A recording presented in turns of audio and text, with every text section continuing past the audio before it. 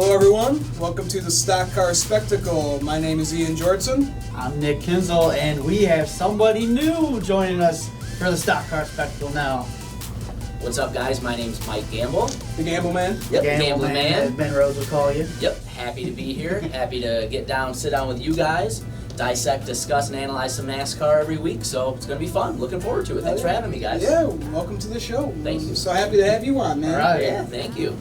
All right, so let's talk about our diecast of the week. Let's start with you, Nick. Well, all right. So I got this bad boy in the mail this past week. It's the Daniel Hemrick. It's his Daytona Bass Pro Shop, the RCR 50th anniversary gold edition. So the funny thing about this is I pre-ordered this bad boy in like February, and then like last week I just got a notification from Plan B Sales saying, "Oh, we're gonna take $66 out of your account." And first I was thinking like, well, what the hell? Like, what did I order? Like, I'm thinking maybe I drunkenly ordered something, which I've done before with diecast. Don't get me wrong, but then I looked. I was like, oh yeah, I do remember I ordered these all the way back in February, and here it is now. Came in like 3 days. I wish it came in time for the track though, but we're going to Indianapolis in September. We might just have to get that one, but badass gold. Can't beat it. Oh, it's a beautiful paint scheme, dude. Absolutely. Oh, yeah. That was when RCR announced that whole thing with the gold cars this year. That was just such a really good look, really classic, real throwback to some of the stuff you've seen in the past. I was really psyched for that stuff. And Bass Pro on the hood. Oh, Can't go yeah. wrong with Bass Pro Shop No, right there. Not at all.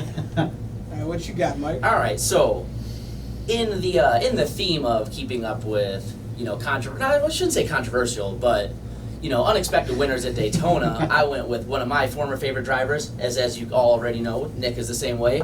Trevor Bayne. I have the 2011 Daytona 500 race to win version.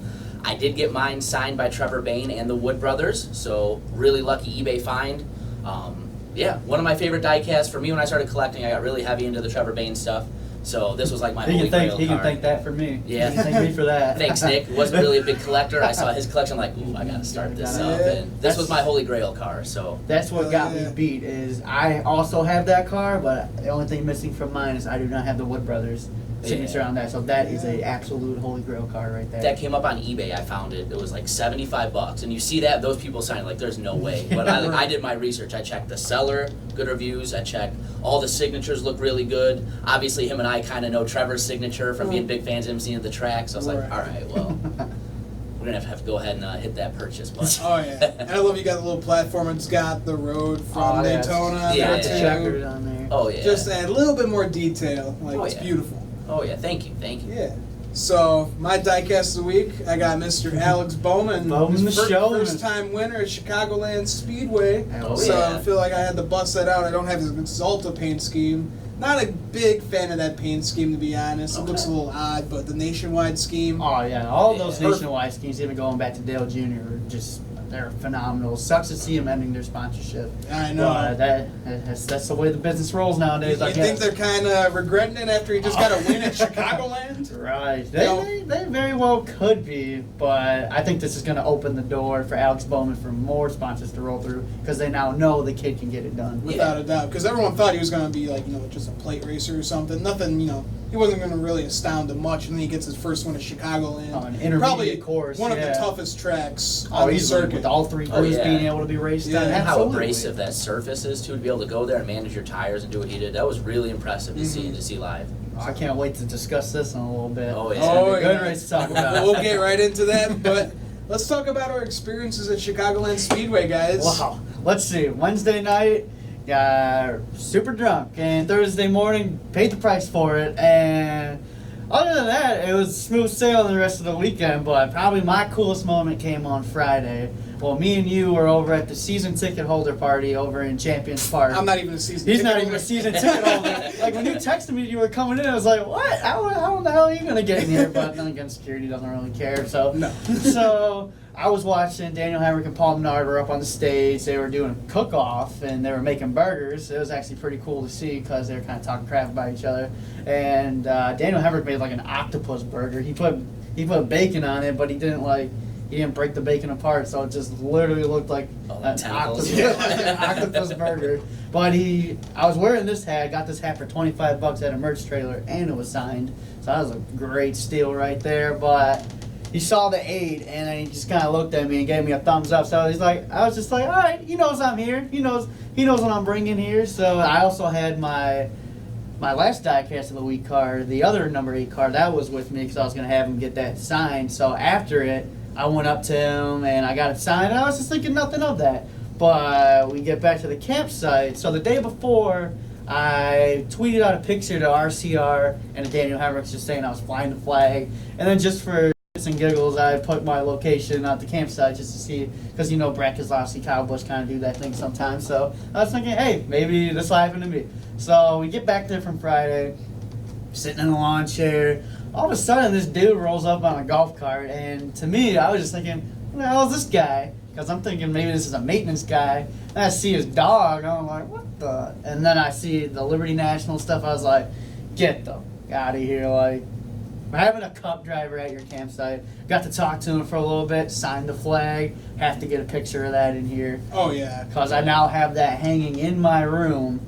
So I had to find some room to do that. Some door panels had to come down. Some prime real estate. Some prime real estate had to come down. I'll send in the before and after picture as well.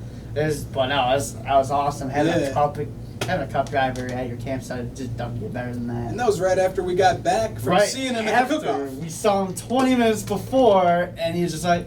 It felt like he kind of followed us a little I was like, okay, buddy, that's cool, though. That was awesome. Nothing. You got a picture with you and your dad with him with the belts. With the belt, I still don't understand the belt. Your dad falling off the ladder. You just gotta roll with it. Oh yeah, and then him falling off the ladder. We have footage of that. I don't know if we're gonna play it. We gotta get Juan to give us. We gotta get the rights to that footage right there. But no, he fell. And because Hemrick let go of the ladder, and as soon as he let go of the ladder, timber, down he goes, and then he just walks it off like a champ, and then it was just a surreal moment right there. Hemrick's reaction, he's just like, I don't know what to do here. Was I supposed to be spotting it? Classic, absolute classic. You know he's not going to forget that. No. And we were actually able to give him one of our stickers, but he didn't tell us. He probably shouldn't have taken it, but he took it anyways. Yeah. Like, this is the kind of stuff I can get in trouble for, but screw it. Yeah, he took it. He just took it. That's put awesome. it in his pocket.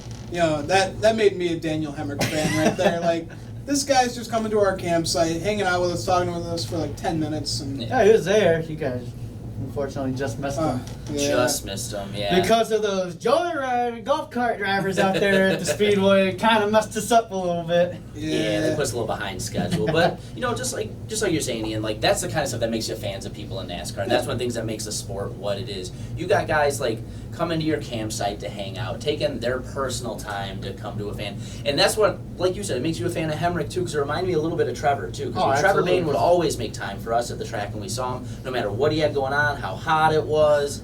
He'd always take 5-10 minutes, come over, sign some stuff, see how we've been, stuff Remember like the that. last year when we just had the panels hanging out over the wall during practice? He saw it, he waved at us in his car, and he came over after practice. So it's things like that separate NASCAR from other sports, because you're not going to see Mike Trout coming to hang out with you. You're not going to see an NFL player coming to hang out with you, a hockey player.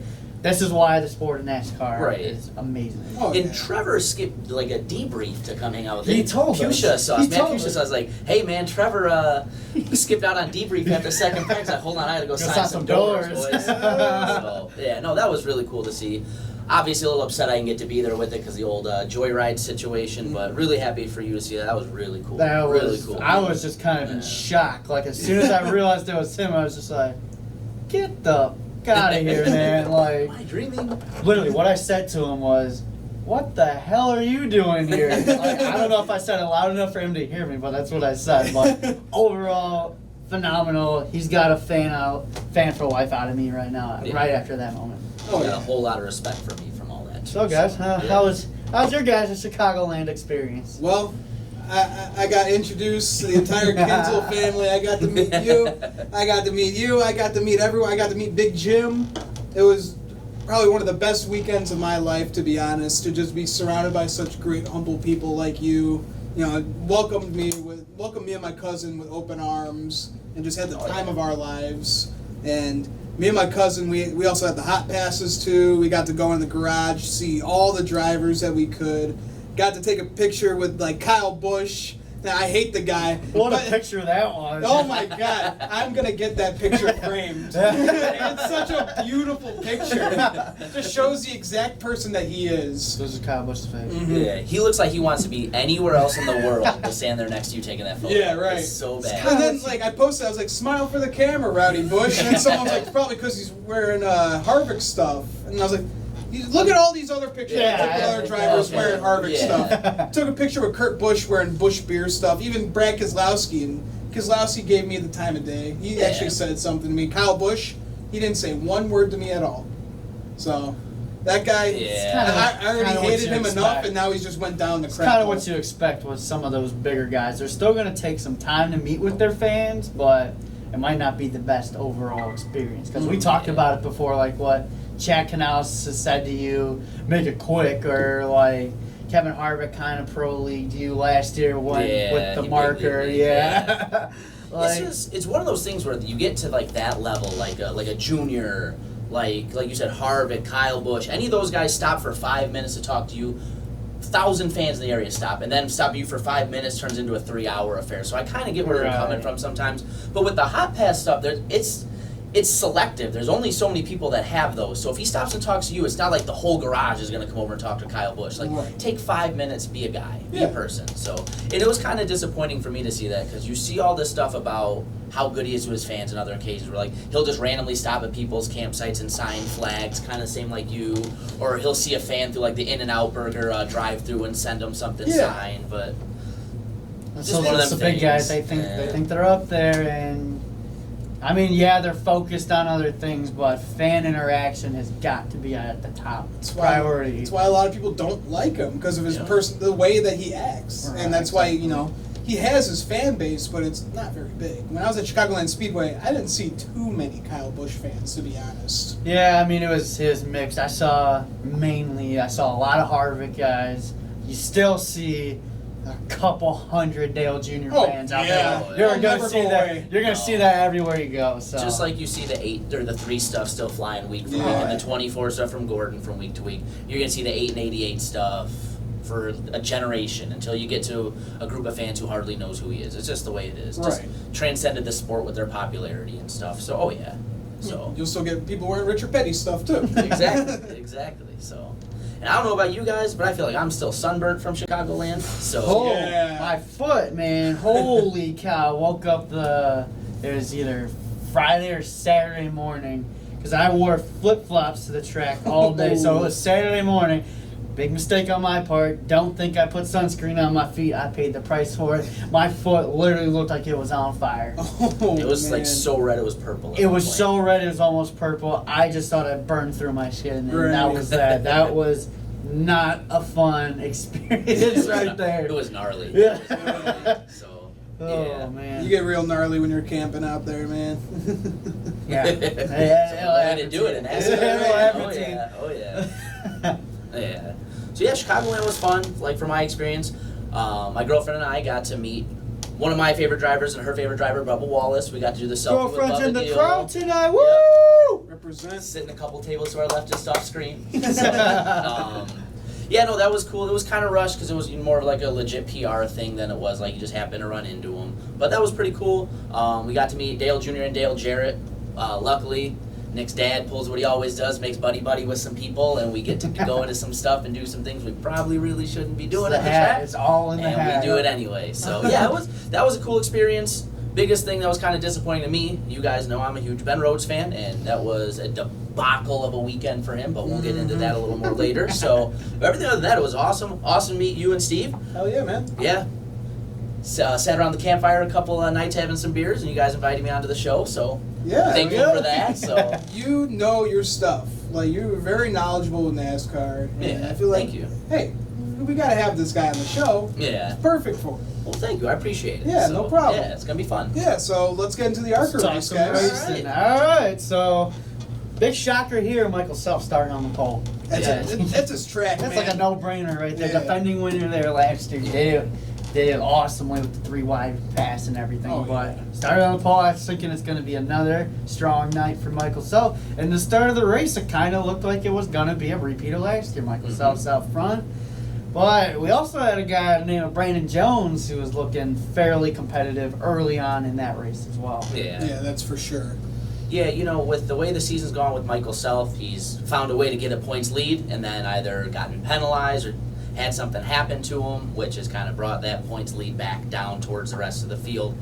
Qualifies on the pole is fast all day. You're like, okay, just like you said, it's going to be a Michael Self day. It's going to be a Michael which is cool. I like Michael Self. You and I met him last year at the track. And he At was the super racer nice. rally, Yeah, I met spent a him lot too of time last with year. us. Oh, yeah, he's a great guy. Hard guy to root against. So, but yeah, just like you said, you know, it was kind of a caution fest, as ARCA tends to be. Mm-hmm. He got out front. That first little segment until that yellow, he was running away. And then he got in that dirty air and just pit road stuff. Yeah, really, some of his pit stops I didn't really agree with. It seems like there was a caution after like maybe 5 or 6 laps and you'd be coming back down pit road. I mean, with how many cars were on the lead lap in that race, I get it, but it just seems like he was never really able to rebound after he got shuffled back that first time. Right. But no, back to Brandon Jones. He needed that. He needed this weekend.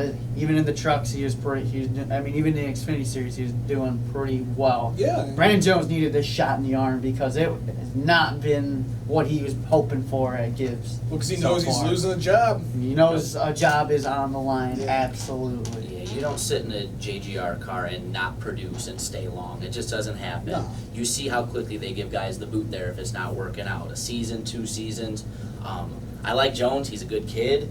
Another guy we met at the track before, spent a lot of time with us, but it's getting to that point of put up or shut up, bud. So Right. there's other people hunting for that seat. So if you're not putting up the results, they're going to find somebody who will. I mean, and that car just won a championship like 2-3 years ago with Daniel Suarez. Suarez. right, So right. produce something, man. Because Exactly. you're in probably one of the best cars in the Oh. series right now. I mean, look Yeah. what Christopher Bell's doing. Right. They have the same equipment, same setup. All they have different. There's a driver. Mhm. Different driver, different driving style. So yeah, definitely like what you said. You start putting in the results or adios. Yeah, and then we got problems for Michael Self on pit road. You know, screwed up his whole race. It really did. Like I said before, the first time he got shuffled back to maybe 6 or 7, he was never able to rally. No, He rallied back to a 4th place finish, but he just could never get back up to the front. But there was a guy who got up to the front and he was gone in a hurry once he did, and that is Mr. Ty Majeski.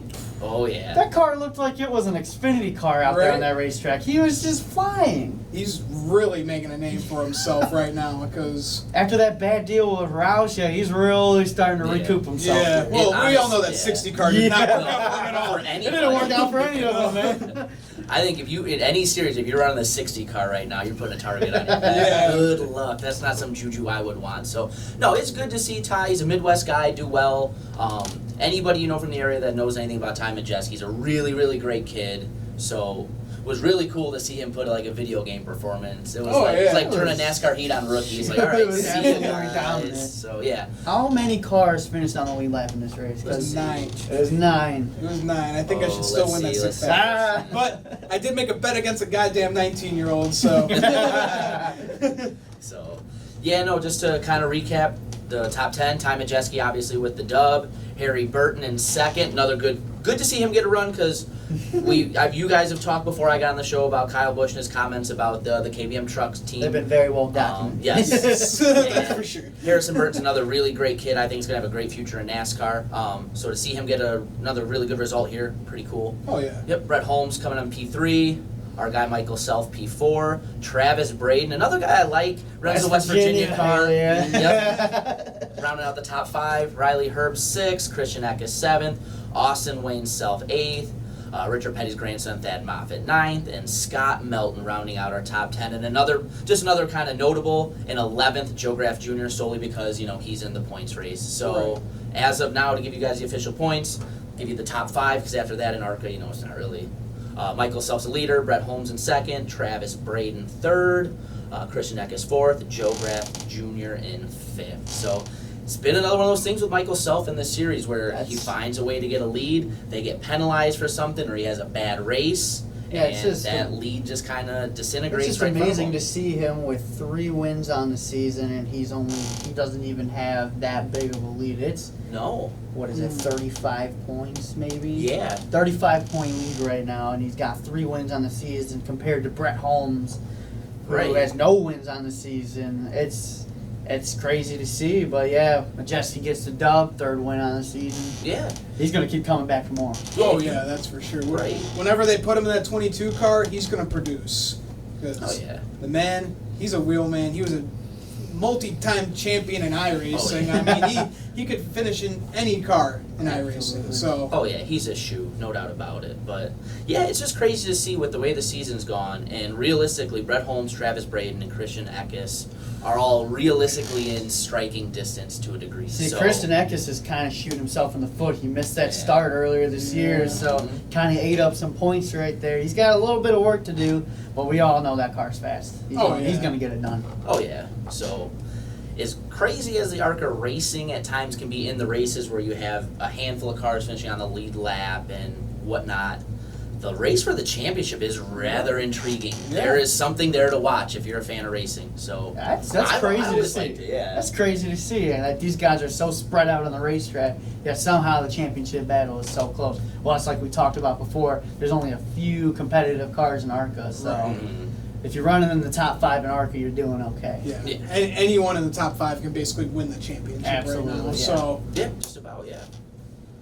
All right. So Michael Self's got to watch his back. He's not Superman. He is not Superman. He's got a lot of work left to do this season. That's for sure. Yeah, he just got to keep pointing himself. It's been too feast or famine a little bit lately with some of the stuff. So if he can just get back to doing what he's got to do. Oh yeah, it seems like he's got either an electrical problem with the car, or he's getting spun out by a lapper while running well. So the lucks just need to start falling on Microsoft's side, which I think it will. I see 2, maybe 3 more wins on the season for him. However much longer ARCA has to go in this season. Oh yeah, and they run their season all the way to Kansas. All the way to Kansas, yeah. So he's got some time. Yeah.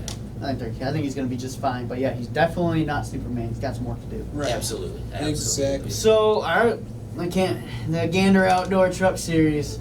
The return of Johnny Sauter.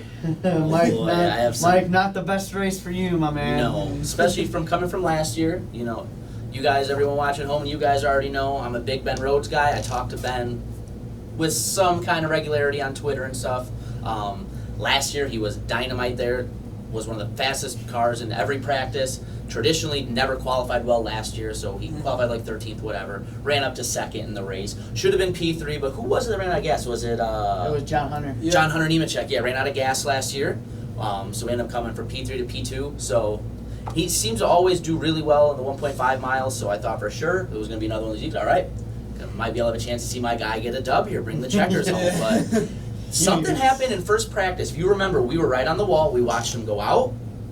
Started to come back around for his out lap, and we never saw him press cross start finish, and that was all we saw him in practice 1. Practice 2 was in the teens, I think. Qualified poorly, and to even turn a single full lap. He made it into turn 1. Lap 1. And he made it into turn 1, and that's when he went up into smoke or whatever happened to him.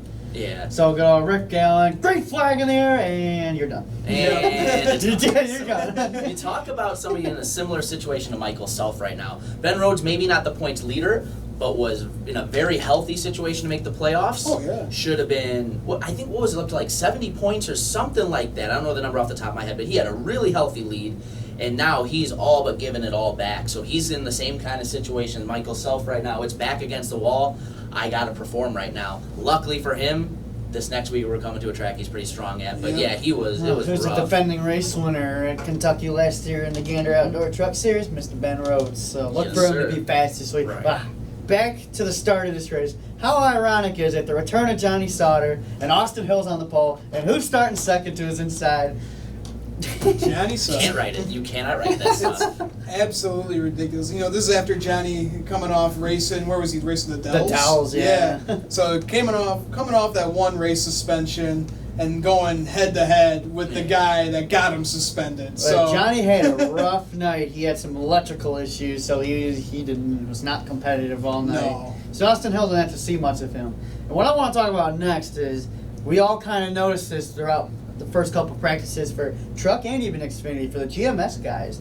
no sponsor on their car. Yeah, just a plain white car. There was an explanation for it. I don't remember what it was off the top of my head, but it was just some way to say like sponsors are tough to get. It was Exactly. to make a point. Yeah. To make a basically. point, and Brett Moffitt did what Brett Moffitt did. Oh yeah. They made like a tongue-in-cheek little quip about, you know, it being super hot, so an all-white car might be good for Yeah, their no. drivers No. around there. But then they also went back to the whole, we're making a point of we don't have enough sponsors. There's tons of white space on this race car. Put your companies on here. So it's just really sad to see, especially here's a guy who won the championship last year, Hattori, lost his ride for lack of funding. Now he goes to another super strong team who should be Yeah. running for a championship again and can't get the bucks behind him.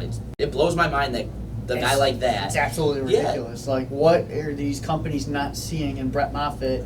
He's a hell of a racer. He's the defending champion. Right. This guy goes out on the racetrack and he's gonna run top 3. And it's not like he's a really good racer, but somehow isn't marketable or somehow isn't a good like brand ambassador. It's not like he does like wild stuff off the track. No, he does what he has to do. That. Yeah. I never see him doing anything like outrageous or Right. anything that would make sponsors not want to look at him. Like, Right.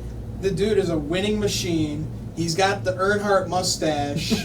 Like He just looks like a He's total got the badass. sumpit Yeah, mustache. come on. He looks like a total Someone badass. give him a spot. Like we Yeah. need a big major sponsor to follow him because he's going to be winning another championship this year if he keeps it up. Oh, absolutely. And then you got to think about his rise through the ranks again, because many people probably forget this, but Brett Moffitt was in the Cup Series for Yeah. some times. He took over the 55 ride after Brian Vickers went down with That's the right, blood yeah. clot Yeah, I issue. remember So that. Brett Moffitt stepped into the 55 car. He ran pretty well. Mhm. I mean, he's been all over NASCAR, but his problem has just been the sponsorship. Yeah. But Yeah. the defending champion needs Oh yeah. flat out needs a sponsorship. Oh, yeah. Like, he It's- needs a good sponsorship. It's too. NASCAR's business model rearing its ugly head again. Of Because, like, here's the thing, like, Moffitt didn't just cheat, like, just sneak his way into the championship four. He won, like, 6 truck races last year. Yeah. He knows what he's doing. Well, damn, he didn't even think he was going to race Chicagoland last year. Yeah. Because he didn't have a sponsor. What does they he do? rolled it on fumes, right? He rolled it Yeah. on fumes, and he went out and he won the damn race. So, just this Yeah. whole new corrupt system I'm not liking.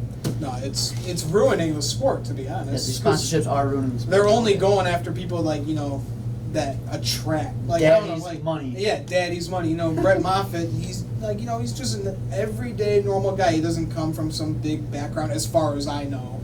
But Right. the dude is he's a real racer. He deserves sponsors. So, Absolutely. and they've something that's kind of come out in the last week or two. They've kind of hinted at some stuff with the new Gen 7 cars, and one of the things that's supposed to be going on with these is they're trying to find ways to make them a little more cost effective for teams. I don't know if that's going to have any kind of effect on the lower series at all, but if it does, he's a guy that would benefit greatly Oh, because you know who would they benefit? gotta find a way to make this stuff a little more manageable for sponsors to come in because You know it's who would ridiculous. benefit from this, right? Who could benefit from it is this Oh, guy. Trevor Bank. Oh, Trevor Bank Yeah. could benefit from this with his new coffee company. Mahalo, yeah, that'd be he could awesome. take that right back into the sport. He could probably build his own race car with a sponsor on there. He honestly probably could. Mhm. And yeah, Look well, at Regan Smith with Filter Time. yeah. Oh, it was a Blake Cook. Blake Cook. Blake Blake Cook, I'm Cook sorry, with Blake Filter Cook Time with was going to Filter come Time, back and drive this year because he Right. had his own sponsorship. Right, yeah. That's a genius idea right there. And now it's gonna be running on Justin Allgaier's car this weekend. And like at the beginning of this, Dale Jr. said like, yeah, we're probably not looking to put this thing on the car. And then here we are just a couple months later, like, it's happening, like. I mean, right Filter when I Time saw is- the Dale Jr. commercial with Filter Time, I Filter was like, Time it's is going just- on the car. Yeah. Filter Time has just grown because of that the partnership with Dale Jr. right there. It's Yeah. just taken off. It's mutually beneficial. You're going to see the company's going to get way more eyeballs on it than would have had Mhm. otherwise. Money to help him go racing, so it's a win-win for everybody. So yeah, especially a situation like Trevor where he's got his coffee company now. Obviously don't know anything about their business model with them being brand new. No, yeah, just opened like 2-3 days Yeah, ago. it's just like a family shop right. or something. Depending on the financials of that, if that's something that's feasible for them in the near future, We know he's gotta hungry to find a get way. back in the Yeah, race car. he's a lot like Moffitt in the fact that I think he's got more talent than we've seen on the track with He the just 6 hasn't car. had the equipment to do anything. Well, it's Or the because he was financial put into backing. he was put into Roush equipment, Yeah. like right after Wood Brothers, and Wood Brothers is Wood Brothers such a better team. part-time. Shooting time, myself yeah. in the foot right here because this man waits one more year. Like, I know how this all works and everything. Just one more year, Wood Brothers announced they were going full time. And that's when they got Blaney in there. Yeah. It just sucks because as soon as he stepped foot in that race car in 2015, I was like, well, we're done. Because that car was not good at all. And then we're thinking 2016, he's on the rise a little bit. 2017, almost won at the Brickyard on strategy. So he started to shine a little bit. And then last year, I don't even know what happened. They just went back to giving him the same crap deal. Ever since Ricky Stenhouse won at Talladega, it's been all Stenhouse. Yeah, they've only been focusing on him, basically. He is Roush Fenway Racing right now. He's the face of their future, and that's a little scary to me. I mean, look at Ryan Newman too. Like, he can't do anything. He really can't do anything. Matt Kenseth couldn't do anything in that. Yeah. I just think that's the better comparison. For me, the Ryan Newman in that car is apples to oranges. It's new package, new car, new sponsors, new crew chief. From what I understand, a bunch of different people on the team that they've taken a new direction. Mm-hmm. My thing that I used as the back marker was just like you guys just said, was Matty K in that car. Here's a Cup winner, storied career. I don't have to say too much for Matt Kenseth. It speaks for himself. I mean, he just won the Slinger Nationals, Yep, and he comes in and he's running, if better, marginally better than Trevor Baynes. So that just tells you everything you have to know about the situation. He even came out and said, like, on his radio, he's like, if you guys think I'm going to drive a piece of crap car like this next week, you are wrong. So he was pretty much saying, you don't give me what I want, I'm gone. Yeah, it was a weekly occurrence. You'd hear something like that, or, this thing's completely garbage. Can't do it. He got, he finished 13th one time at Pocono, and that's when everybody was talking crap, saying like, here we go. Kenseth's so much better than Bayne. And then Kenseth in his interview was like, we didn't deserve that at all. Mm-hmm. It was all strategy. Because that's what it is nowadays. The car was not fast. So I love that comparison because if Matt Kenseth, champion, can't do anything in that car, it is not the driver. Right. I just think the stuff to Newman's apples to oranges. It's a whole different thing. Yeah, everything's different. Let's get back to this truck race here. I got a little off topic, but we got to see it live in person. I was really hoping I was going to get to see this. Natalie Wrecker goes for a spin right in front of us. Oh, it was amazing. Oh, my God. Well, it was bound to happen. It was bound to happen. But then somehow she was able to rebound, and she finished 14th. Yeah, she had a good finish. Like, she didn't destroy her car. She didn't destroy the truck. For once. Yeah. Good for you, round of applause. Right. Listen, I think Natalie isn't as bad in the long term as we've seen so far in the truck series. I think they put her in this truck. They probably had her bite off a little more than she can chew. She's certainly no Haley Deegan, but I think if she does have more time in this truck, you're going to see her get a little better. Especially a track like Chicagoland, like we've talked about already. That's a tough track. It's super abrasive. Wears your tires up just like Atlanta will do. Same kind of deal. So if you're not versed on how to manage your stuff, I got to cut her some slack because really the ARCA series doesn't go to a lot of these Cup series tracks. So these are some of her first times on here, but to spin out like 3 times in one race, that's just really not acceptable. The thing about Natalie Decker, I think that she just sees racing as a hobby because you also see like on her Instagram, it's all about working out and with all the vegan stuff. That she posts more stuff about that than she does about race cars. And then you see Haley Deegan. What is she in this week? Is it her K&N car? Is it an off-road car? Yeah, she was flipping her off-road car yesterday. Think Haley Deegan is just a naturally born racer, and I think Natalie Decker is just kind of like a hobby to her because I don't think she's putting enough in. Right. I could be wrong, but that's just what I'm seeing. Yeah, that's just what we see on social media. Based on the social media, I can't say I overly disagree, but I will say one thing that's super apparent is the work that Haley Deegan's put. Haley Deegan's put in. She puts it in. Yes, she eats, sleeps, and breathes race cars and driving and what she's got to do to prepare to be ready for the next level. It just seems like she genuinely wants it more. Oh, she definitely. And then the other thing about Natalie is that she's afraid of the media, and she's afraid of the criticism and feedback that people are going to give her because she turns off her Instagram comments. She deletes comments. She's deleted a bunch of my comments. Like, I just don't give her some time, yes, but I just really don't think she was ready for this. But moving back into things, so there was a lot of cautions early in this race, but towards the end. There was that last pit stop. I don't remember who was in the battle, but it was Moffitt and 2 other trucks were in the battle. And Brandon then Jones was in there. Brandon Yeah. Jones was in there. He needed In that 51 truck, yeah. Yeah, so but Brett Moffitt, after that last pit stop, he was gone, and even in the unsponsored truck, cruises to a second straight Chicagoland victory. Yep. And this is one, I'm not saying he earned last year's, but he won that because Nemechek ran out of gas. Oh yeah, But Nemechek was this gone. time he actually raced for that win, and now he's a 2-time Chicagoland winner. Yep. And going on to do great things. Yeah.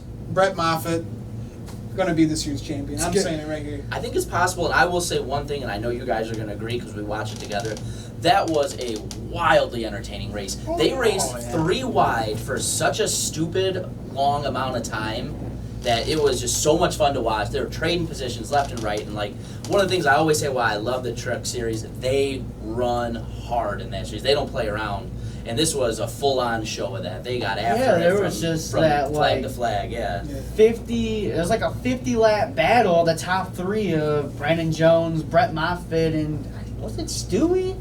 I don't think it was. Oh yeah, I think it was Friesen was there. Yeah. It was those top 3 were going at it for 50 laps, and they just were not giving anybody space. It was just that last pit stop where Moffitt absolutely nailed it. His crew nailed it, and he really took off from there. Because it didn't seem like the clean air was really helping him that much because he was not able to. That was my theme for this weekend, except for the Xfinity Series. You weren't really able to take off once you got into that clean air. Right. So, it was a very entertaining race. Yeah. And we got to watch it from the infield. We got to watch it from the infield. My girlfriend Jessica. Was cool. My girlfriend Jessica she knows people in the infield. Well, she's been going out since 2001, since the track opened. So she was 2 years old when she started going out. And so they used to have a camper out there, but with her dad moving to Texas, they still know the people right next to them. So they got the bus set up. It was incredible, some of the stuff we got to view from up there. So definitely swaying me towards moving into the infield for camping here within the next couple of years. Yeah, that's for sure. Only thing, if you had to get super nitpicky and find something you didn't like, is you can't see pit road. And going back to the ARCA race, the stuff with Michael Self, you would just see where did he go, and then he'd come off pit road late. And you'd have to kind of fill in the gaps yourself. But other than that, the views in phenomenal. there are phenomenal. Great place to watch a race. I'd almost liken it, me being a baseball fan. It's like sitting in the stands versus watching the game in the bleachers at Wrigley. It's a totally different view, totally different way to take in a race. And if you're a big race fan and you haven't done it, I highly recommend it. It's almost one of those things you almost have to do. Right. So it was really cool to see. Looking up at these points right now, so looks like Brett Moffitt's at top of the playoff grid. Grant Enfinger's still your regular series point standings, though. So Grant Enfinger. So the cutoff really looks like Todd Gilliland's still the first guy out. He's not making up points. And he's driving the best car for KBM. I really feel like I'm hitting the repeat button on Todd Gilliland here, show after show after show, because he's not gaining at all and getting into the playoffs. If you can't make the playoffs in a Kyle Busch Motorsports truck, sorry, man, pack your bags. Yeah. He's so hit or miss to the point where he'll get up to the front, be like, all right, here comes Toddy. And something always goes wrong. He either overdrives it, something happened. It's like he's like one of those bad luck guys. It just never seems to work out for him. He easily could have won 2 races last year. One at Canadian Tire Motorsports Park when Noah Gragson took him out, and then the other one when he ran out of gas with 2 to go at Texas. Yeah. And then Justin Haley getting that win. Yeah. We'll talk about him later. I'm coming for you, Justin. Don't bring up his name yet. All right, so let's not get fired up yet. let's move on here. The Xfinity Series, man, they really need to bring some new package to the Xfinity Series because this was your typical mile-and-a-half race from a couple years ago. Follow the leader, and that man happened to be Cole Custer. Yep. But hey, I think it was better to see Cole Custer in the lead than Joey Logano. Joey Logano won the pole for the race, so I was thinking, come on, man. Yeah. But we got to see a real wheel man, Cole Custer. We're going to see him do great things in the Cup Series years to come. He's still got to give himself maybe a year or two in the Xfinity. Yeah, don't rush it, man. No, not at all. I mean, don't rush it. He's so, from last year to this year, what he's doing this year, it's crazy. Oh my God. This It's guy, phenomenal. another year or two, like you're saying, and he is going to be a star in the Cup And Series. he's maturing in different facets too. It's not only is he getting better, more confident, more mature on the racetrack, but you're starting to see some personality from the kid. That's He was what you were kind of saying, like yeah. I want to say a dud, but we met him last year. It was just kind of like, oh, okay, that was Cole. He was Custer. shy, like Yeah. you were Now saying. Yeah. he wins. He's stone cold in beers to himself. He's got the Cole Custer Oh, review. yeah. You met him. You got to got interview- see you some got of the to interview him. personality. Yeah, so- That's what I like to see. Yeah. I went to Road America. It was 2017. He was that his rookie year in the Xfinity Series? Or no, he was still in the Truck Series, I believe. Oh, he's driving the 2017. 00 truck. Yeah, Yeah, so he was in the probably. Truck Series, and he was running the ARCA race at Road America, and I saw him. Wait, no. I think he was running the Xfinity Series at the time. He might have been. Yeah. And either way, I saw him after the ARCA race. I know he was going to go run the Xfinity race. And I was like, hey, Cole, good racing out there. Wish you could have got that win. Good luck out there. And he's like, oh, thanks. Really Yep. quiet, just kind of, thanks. And now I'm in the garage area, and we're standing there waiting for autographs. He's on NASCAR.com interviewing all of his pit guys. And he just comes over and started Yeah. interviewing me and my cousin. And he's such a cool guy. Right. That was awesome. But that's what you want to see, though. You want to, if you're going to be a race car driver, you're going to do anything when you're in the public eye. You have to do something to make yourself stand out, to make yourself marketable. Obviously, with what we're seeing with guys like Moffitt, and obviously we saw Austin Terrio go through it in certain situations, it's not enough just to be fast anymore. Sometimes you've got to be interesting, intriguing, make people want to see you win or want to see you wreck. You gotta add that to your repertoire, and he's done a great job of that. He's become a phenomenal race car driver. A lot of fun to see what he's got going on off the track. It's been a lot of fun to see, and it was really cool to see him win. So. Oh, yeah. That's for sure. And, Yeah, like I said... The Stone Yeah. Cold and the Bears, man. Oh yeah, I was not expecting that. Come on. No, but that was cool. Yeah, like I said, just to see him beat out a Cup Series champion from last year, like Yeah. phenomenal. Flat out dominated that Yeah. race. It wasn't. Yeah, it was no luck or no anything like that. Not too many outran cautions. Joey. That's Not all too many there was to cautions it. in that race, but some cautions we got. The home track was not friendly to Justin Allgaier this year. No. No. That was I listened to him on the headset, and that was not a fun race to be a little Gator fan for. Oh, It was just so sad to see him go back in the garage. Like, Yeah. damn, man, this is your track. Mhm. So sad to see him go, but Yeah. yeah, Them's the ropes 30, sometimes. he you know. finished 32nd. No, definitely not what he wanted. not at all. The good news is, though, all he's got to do is score a dub, and that gets him locked into the playoffs. And he's a guy, and that's a team where if they it could be like Logano last year in the Cup Series, get him some momentum, get him going the right direction, and who knows what's going to happen. Just like last year in the Cup Series, you saw the big three kind of take off, and who then won the the title? playoffs, None of they them. died. Right. With this playoff system, it promotes unpredictability and chaos. So you don't know what's going to happen. All you got to do is give yourself a chance to be in that position, and who knows where we're at the end of the year. Yeah, So. and Allgaier can Look do at- it. Yeah. I mean, with the kind of season that he had last year, I can't believe he doesn't have any wins. He's Yeah. having a Harvick season right now. Yeah, absolutely. He beat But me to that one. Yeah. Later. Back to what you were saying, like the unpredictability and everything. You just got to be there till the end. Mhm. Tyler Reddick is a perfect example of that. Last season, he was just kind of consistent throughout the year. You got the win at Daytona, and then he was just he was okay in the regular season. Playoffs start to come along. He's just running consistently, like sneaking his way into that top 5. And then all of a sudden, here at Homestead, he goes out and he led like half the race right there en route to the championship. So Yeah. it's just crazy what the playoff system promotes. You and I, we've gotten into this Yeah. many times before. We both have our dislikes about it, but then again, it seems like we're moving more into an entertainment style system and business here. So they gotta give them what the fans want, but some of the fans don't want that. I mean, it is entertaining, though. It is entertaining. You cannot say it's Yeah. not entertaining, the playoffs. Oh, yeah. I love the fact, like me and my dad, we talked about this, I don't know, just like Homestead, 4 drivers, 1 race, who can do it?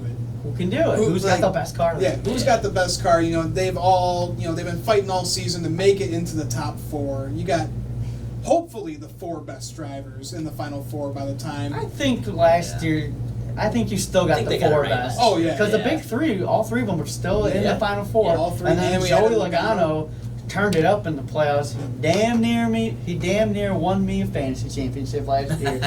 I was 1 point away from tying, 2 points away from a dub. So I just love it. It's entertaining Yeah. as hell. If from an entertaining standpoint, just like you said, it's awesome. But if you're a racing purist, it's nonsense. It's really not.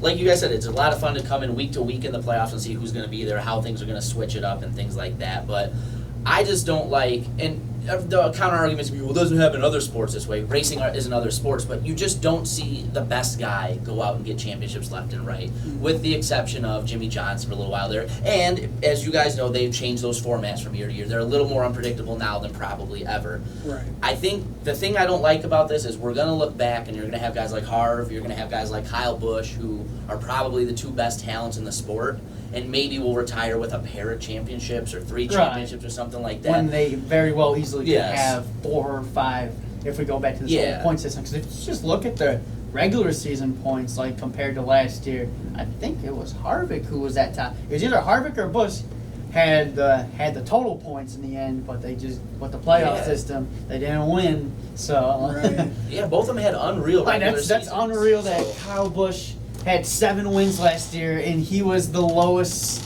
scoring Final Four playoff driver. Yeah. And he finished 4th in the race. Yeah, something like that just doesn't seem right to me. But you know what? We could have that conversation until the cows come home. So I don't know. I've never just been a big fan. Like back in the day when you knew who the champion was, like 3 or 4 races beforehand. Like right. See, like that's not entertaining, No. but you get these racing purists, and that's what they want. I feel like they can do like a really good in between. Right. Like well, the middle ground would be we've great. talked about this many times. Right. Like I'm saying, my proposal for it, I've said it once, I've said it before, get maybe your top 10 guys throughout the regular season and get those guys. I think 16 is a little too high. Too much. Because then you're going to get guys like Chris Buescher when he got in the playoffs, he was out in the first round. Even like guys like Austin Dillon last year. And then get your top 10 best guys and let them go at it for 10 races. Yeah. Mhm. Maybe you don't even need reset all of their points at the same point mount.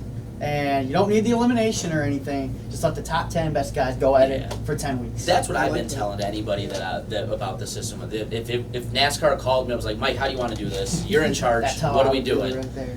At the end of the regular season, top 12 for me make the playoffs.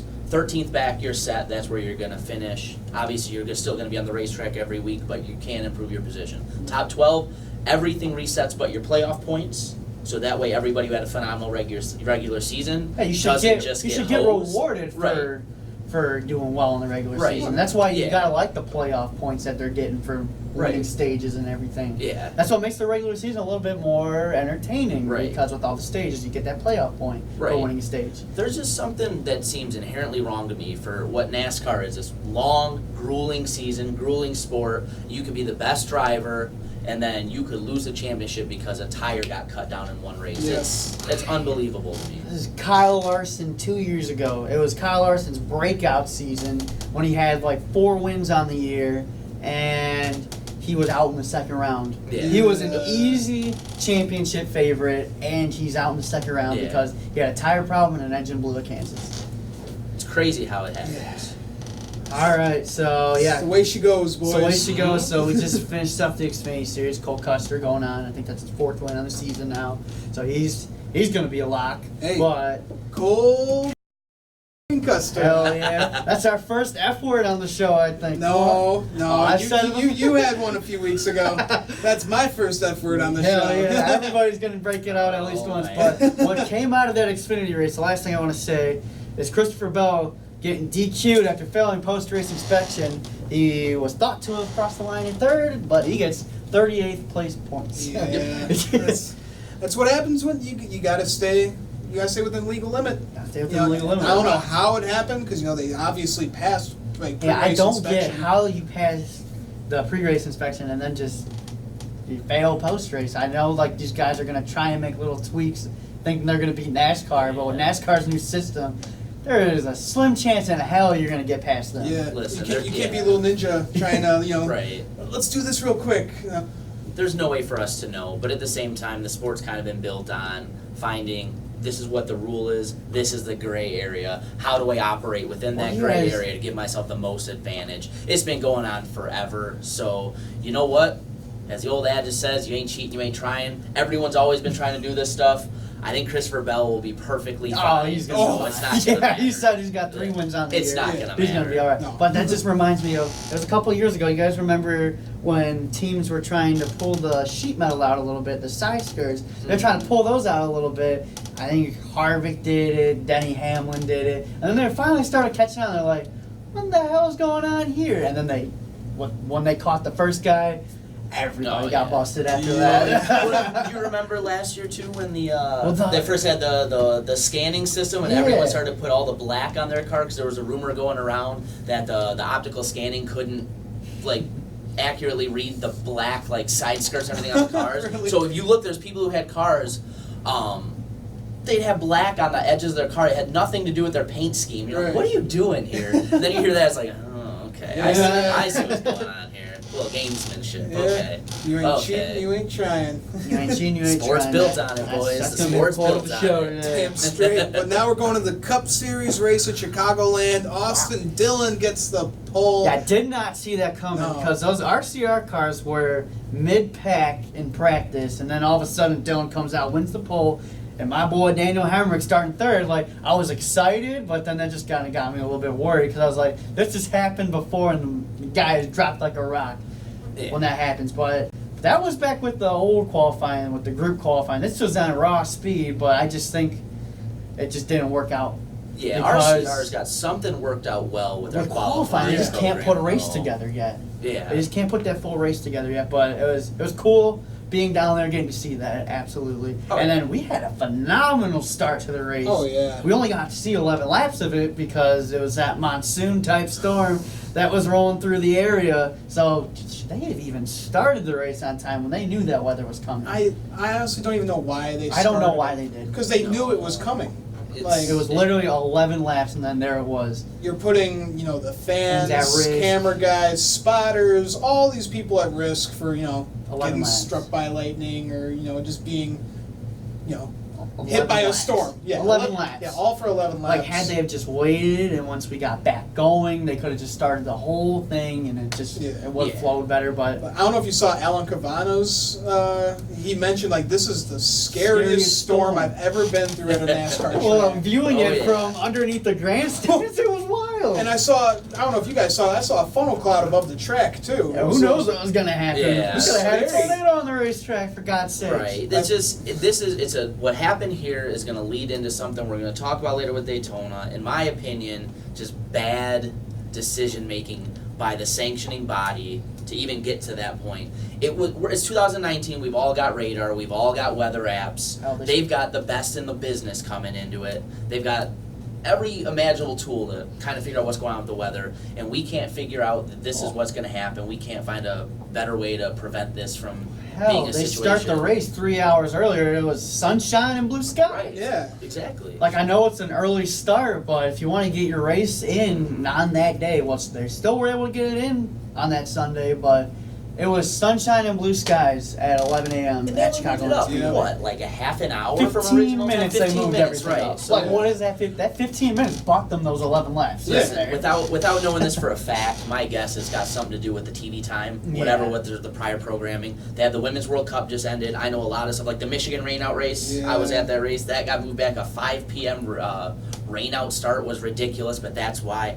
That's my guess. I don't like it. There's got to be a better way to do it because this is just silly. We're getting to this point where weather is becoming such a big factor. We can't find a better way to navigate around it. But hey, before that storm came, that was some great. That wasn't even great yeah. racing. That was phenomenal racing. Oh, yeah. Side by side the whole time. You see Jimmy Johnson taking the lead. Like, what's going on here? What It was year just- is it? Like, what year is it exactly? Like, you got 3 wide racing all over the track. It was awesome. Oh, yeah. But to see it get cut short, like you said, something's got to change with this weather because, man, with how they deal with the weather, because this is ridiculous. Right. Yeah. Well, that's why when being at the Michigan race earlier, I was really excited for you to come out and kind of see this racing live because, man, this package at times puts on a show. Oh, the leader could not get away. Oh, in this Yeah. race, once we got back under green, I mean, the top 5 were within like 2 tenths, not even 2 tenths, maybe a tenth of each other. Yeah. They were just all were going past them. Oh, yeah.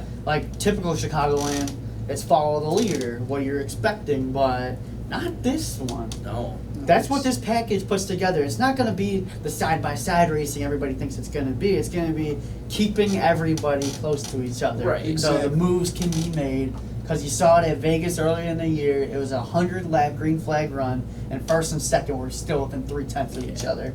And for the top 5 to be within 2-3 of each other in a 50-lap run was amazing. Yeah. This package is the bread and butter of the 1.5 mile tracks. They and got I think it. it was, that was another great display of what can happen with this They package. got it. It was one of those things, just like you said, maybe they're not running 3 wide from turn to turn all the way around the track, but somebody get a lead, and then you draft up, and then somebody else will get a run on them. You'd see guys losing 2 positions left and right. We just can't First, get away. second, and third all within a stone's throw of each other. It was great to see. It's entertaining.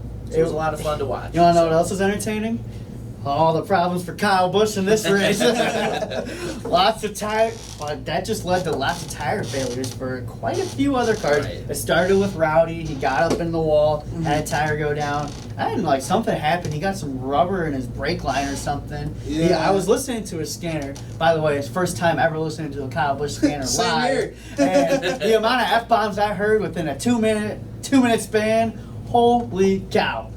Like, Adam Stevens, you're a better man well, they than better be most. paying Adam Stevens the big bucks because he's got to deal with Kyle Busch's whiny ass left and Well, he's right. probably got to go to therapy every week to talk about what he went through. Well, yeah, He's got to have the thickest skin on planet Earth at times, no doubt. He about don't it. take no nobody. Well, No. because we hear on his radio week in and week out if Kyle Busch doesn't have a good race, if he's not in the lead, he hates his team. He hates his team, he hates his car, and all Adam Stevens says hey man, you got to deal with it. We're green flag racing here. You got to deal with it. I do love that. Their little dynamic reminded me of times when you would see Jimmy and Chad get at each other's throats over stuff. But Those that guys just- were like brothers going at Chad it. was way wittier about it. He would make a comment back, and he just almost pee your pants laughing at times. But that's what you need, though. Yeah. You can't just be soft with each other. You No. gotta go at it, kind of. Make the Yeah. car better. That's why Adam Stevens and Kyle Busch are such a great pairing together. Is because they know that they can really get after it with each other, and there's gonna be no harm, no foul That's for coming sure. with that.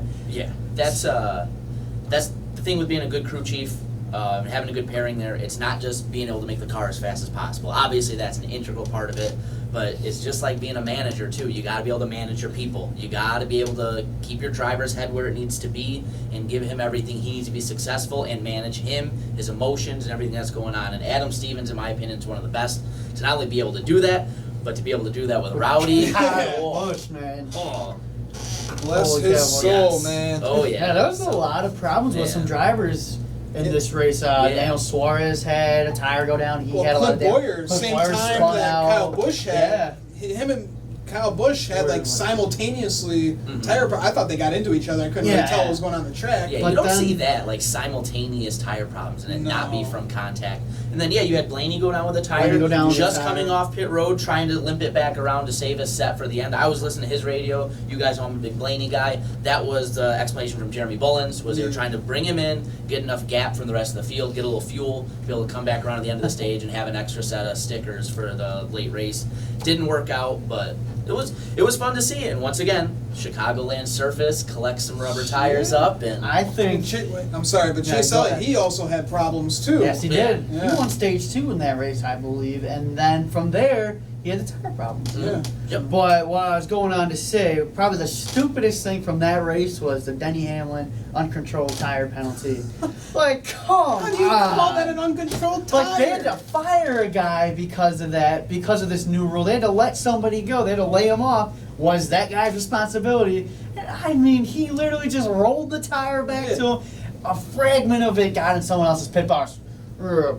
11, uncontrolled tire, bring him back. Like, that's just absolutely ridiculous. Like, you gotta try it. Like, you're trying to make the quickest pit stop in the world, and then you took away this fifth guy, or was it? Yeah, fifth guy, They right? took away a guy because who was supposed that was his role, was to bring the tire back, but they had to let him go because of of all this. Like, it's absolutely ridiculous. I hate that they added that rule. That It's is exactly that. The It's a- stupidest rule. It's another case of too many rules for a sport. I understand with a lot of this stuff with these guys coming through here, the cars coming down pit road, it's a safety issue, but There's nobody near Hamlin. No one's yeah, Hamlin. that was a tough one. And it was literally like from here to here Yeah, it was is just the where the tiniest tire little send-off. is where that tire got. Yeah. I admittedly am far from a Denny Hamlin fan. Oh, come on, he got I felt for there. the He guy. got screwed easily. This is Like, rough. yeah, I'm not This a big is fan of him either. Like, especially what happened after the whole Chase Elliott thing. Yeah. But I totally feel for him. Like, that sucked. Yeah. Like, he got The that early race taken away from yeah. him. Yep. Oh yeah. And then we had something happen in that race. It was the last like seeing a unicorn.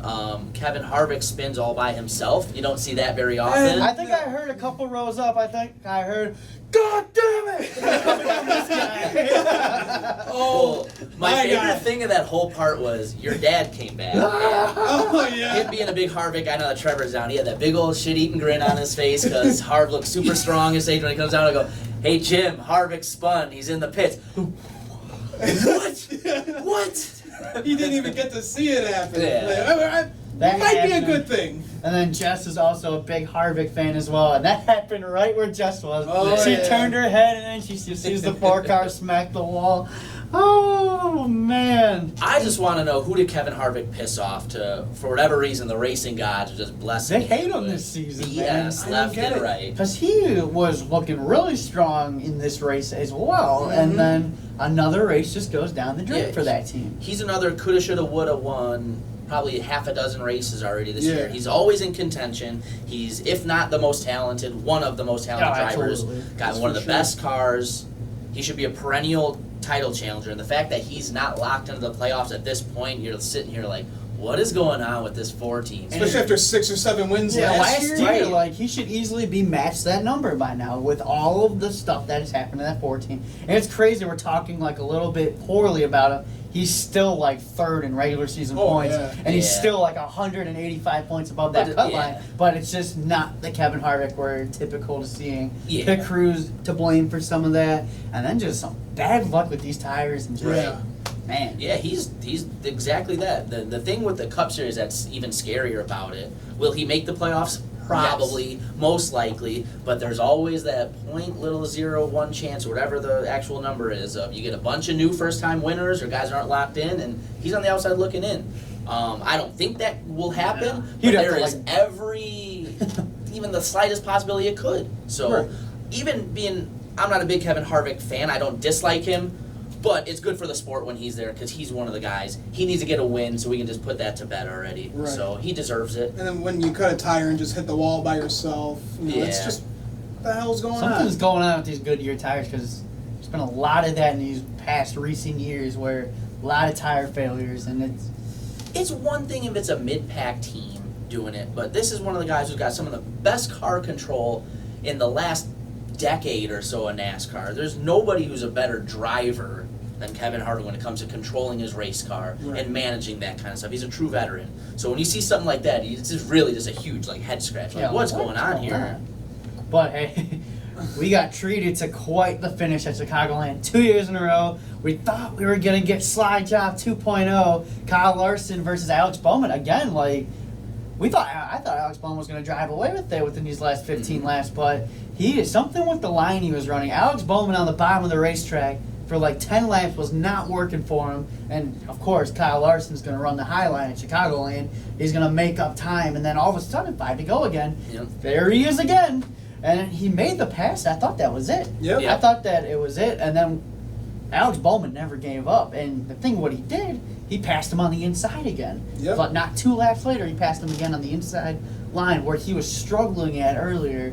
And when he got past originally, he struggled with that. So to come back and make that pass, the car was really strong in that Oh, yeah. second half of the race. Oh, yeah, and then bumping and banging on the back stretch. It Oh. was phenomenal. 2 years in a row, Chicagoland puts on the show. And then here we go, Alex Bowman got the win. I did not expect that to happen at No, all. but it's Not great at to all. see. Great Oh, to yeah. see. Awesome to see Yeah. because the guy found out he was losing his job a couple of years ago on Twitter. He found out he was going to get replaced on Twitter, and now he's stepping into Dale Earnhardt Jr.'s car. Like, I've been kind of tough on Alex Bowman in our past shows, but what he did at Chicagoland, like we were saying, he thinks we don't want him to just be that great plate racer. He damn won a race on a 1.5-mile track. Yeah. A 3-groove racetrack, very difficult to win here at Chicagoland. And to get your first win there, and to do it the way he did, passing Kyle Larson again, when we thought it was all over, we thought Larson was going to get it. Right. So to do that, big kudos to him. I give you 2 out of 10 for getting your car stuck in the mud, but you'll work on that. He had to replicate what Rowdy did in 08. Yeah, just like you guys said, really cool to see Bowman win. I'll tell you guys, I got that diecast pre-ordered. I already did too. Yeah. Guy like that, you see his first win, you get something to remember that by like that. Stepping into the biggest ride ever. It's a lot like, Chase stepping in the 24. A little different because of the circumstances, but how Harvick put up in the 29 right after senior pass. So much pressure.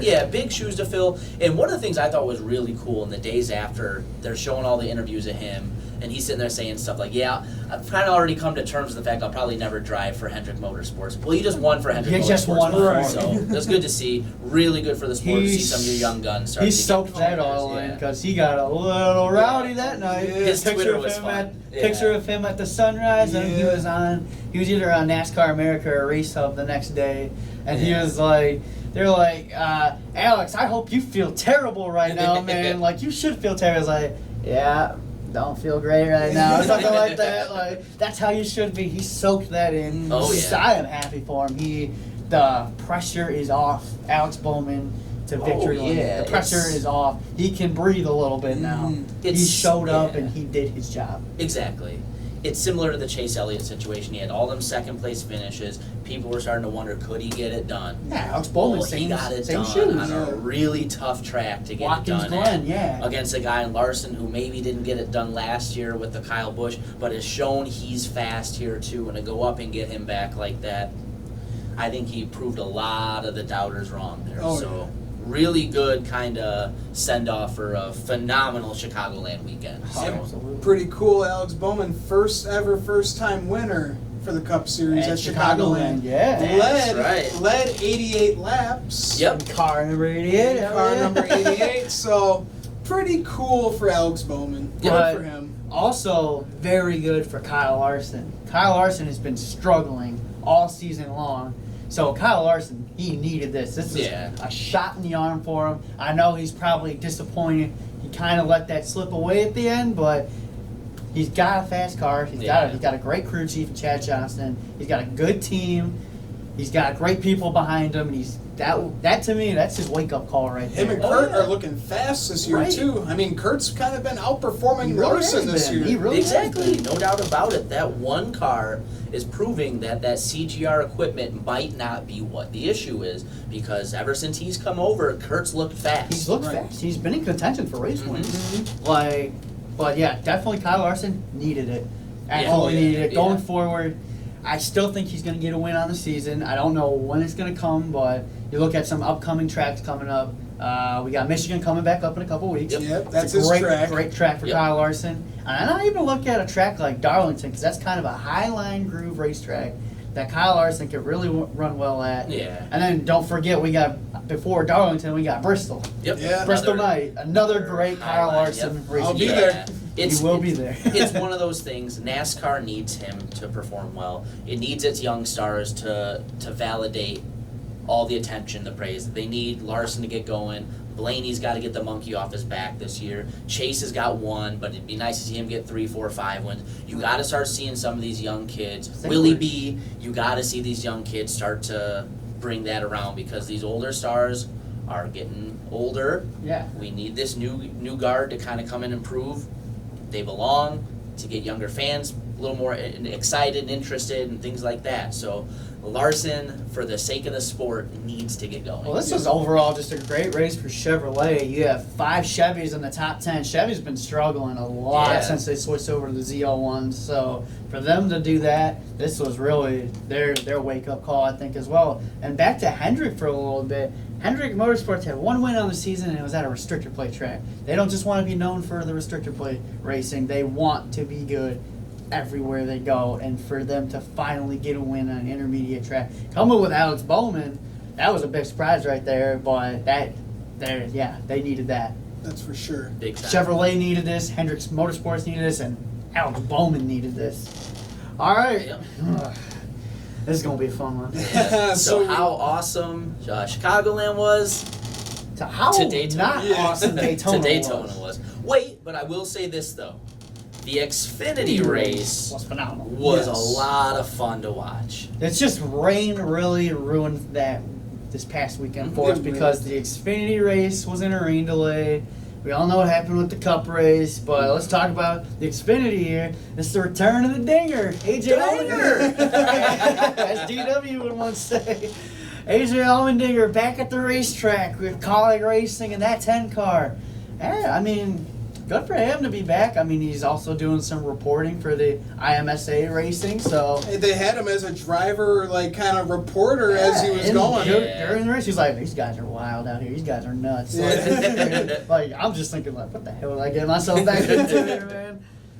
Yeah, good to see. I always like the Dinger. Oh, yeah. You know, he's another feel-good story from the whole road to recovery thing to coming back and having a relatively successful career given the team he was with, was thought of as a road course ringer for a long time, kind of returned more to that IMSA racing and stuff now. To see him come back and actually have a pretty good showing, tainted at the end, but a damn lot of fun to watch. Oh, so. hell yeah. And to give Klug Racing, well, you know, they got taken away, but 1, 2, 3 finish at the end of the race. Yep. That was cool. What I don't like about this weekend is it's the final race at Daytona for the 4th of July weekend. I just think of NASCAR. I think July 4th. I think Daytona. Yep. It's taking away a tradition, It's man. taking away a tradition. I don't really like that Daytona's going to be that final cutoff race to get into the playoffs because you're going to get a wild card guy who's going to win. Exactly. And then they just have no business being in the playoffs. But really sad to see Daytona leave the 4th of July weekend. I don't think they're going to be gone for long, though. No. Right. They should never move the Daytona 500.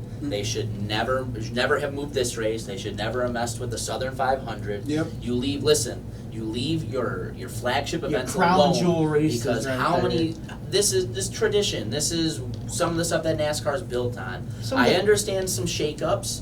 I personally was a huge proponent of moving the final race of the year, not because I dislike Homestead, but it's again going back to what we say. Look at Kevin Harvick. We'll use him as an example. Say he was terrible at Homestead. He can win 13 races and then go to Homestead, not run well, and not win a championship because he's not good at that We're track. going to Harvick's If that was the playground. case, Yeah. it's like, are you kidding me? That's how I don't win a title? Yep. So I was a big fan of that. But yeah, and just like you guys said, where the taking playoffs, tradition away. yeah, it creates chaos more than it does, I think, or deserved champion. And just like you said, you're gonna get somebody in the playoffs that has no business being there, like a David Reagan. Matt Tifft is gonna win, or Ty Dillon. Yeah. And all due respect to them, especially David Reagan, who's a phenomenal plate racer, but you he's just not have no a playoff business. worthy team. You have no Playoff-worthy business being in the drive playoffs here. because you're going to be out in the first round by 25 points, Yeah, 30 exactly. points, 50 points even. Yeah. But yeah, I'm really sad to see Daytona leave the 4th of July weekend because we have seen some of NASCAR's greatest moments. Well, one being Dale Earnhardt Jr., 2001, coming back.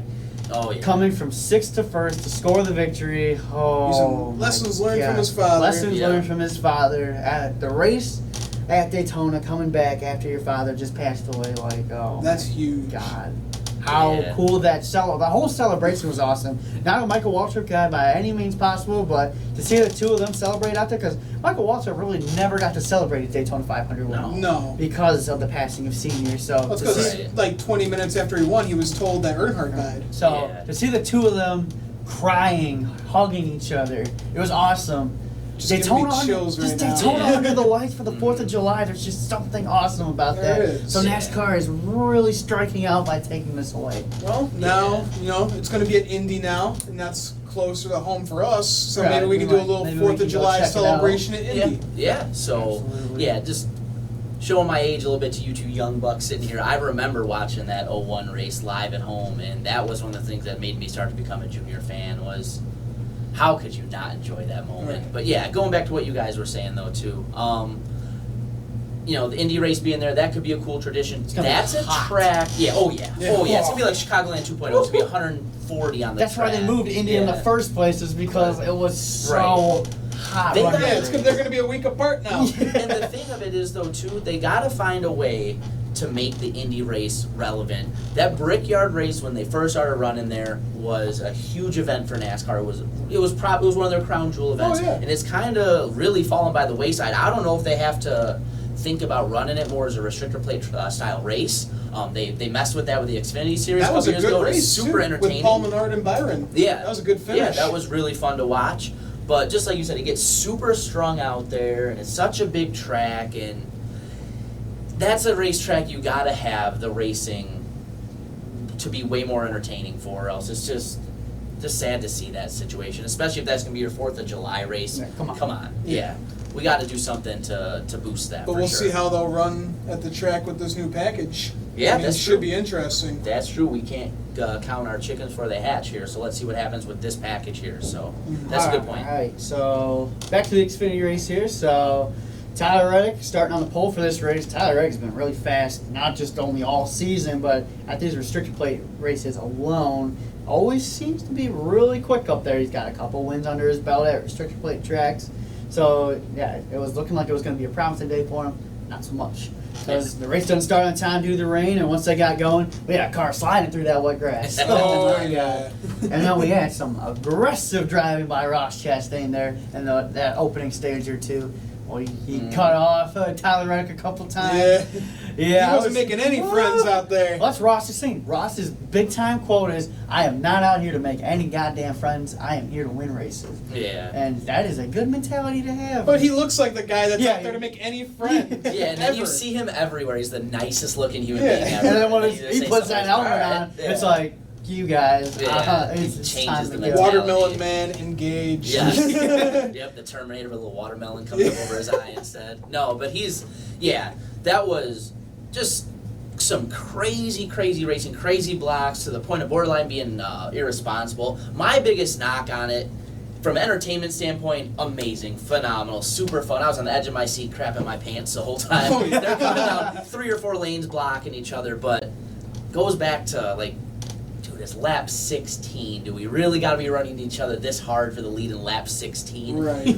Let's maybe live to see lap 100. Right, So, Jesus. yeah. There was a couple big ones in this race, but let's talk about that Klug racing train of Chastain, Haley, and AJ Allmendinger. All 3 of those guys up there all night long. You never really saw one of them fade back. No. And then it kind of reminded me a little bit like of Stewart Haas at Talladega last year. Yeah. Those guys follow each other, and it is tough to pass. Yep. See ya. They were not easy guys to pass. Oh, yeah. Matt Collig, Chris Rice, smart guys, was setting up those 3 drivers with those cars because, well, you get Ross Chastain and AJ Allmendinger together, and on a plate track especially too, those 2 are going to do phenomenal. And then, Absolutely.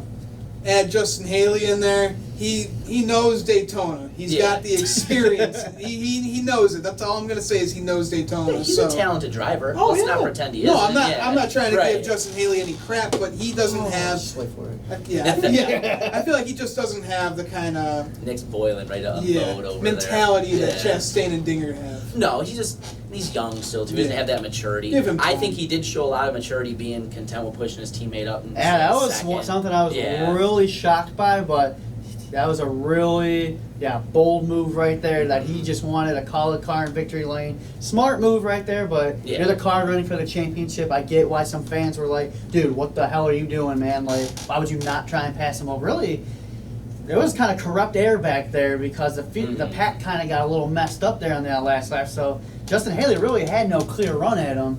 Christopher Bell was going to have one of the best shots at him. Christopher Bell, during that big one, somehow narrowly avoiding that. Like, that's just all luck right there. A little bit of talent, but 95% of that was just Dinger luck. too. He made it. Allmendinger, that's Daytona for you. Like, if there's a big one that's going to happen, you're just going to rely on luck to get you through that. Oh, yeah. Luck and maybe a little bit of your spotter. Little Days of Thunder action. Oh yeah, plate racing's Texas Hold'em basically. There's a lot of skill that can go into it, but at the same time, chance is a huge part of it too. So you're playing percentages and everything that goes along with it. So yeah, especially with the Christopher Bell, who seemed to never really do all that well on the plate races in the past. Yeah, he improved on what he normally does there. So he that was made kind a of run cool to see, for it. so. He definitely made a run for it. But yeah, Klug Racing. Well, Ross Chastain gets his 2nd career Xfinity win.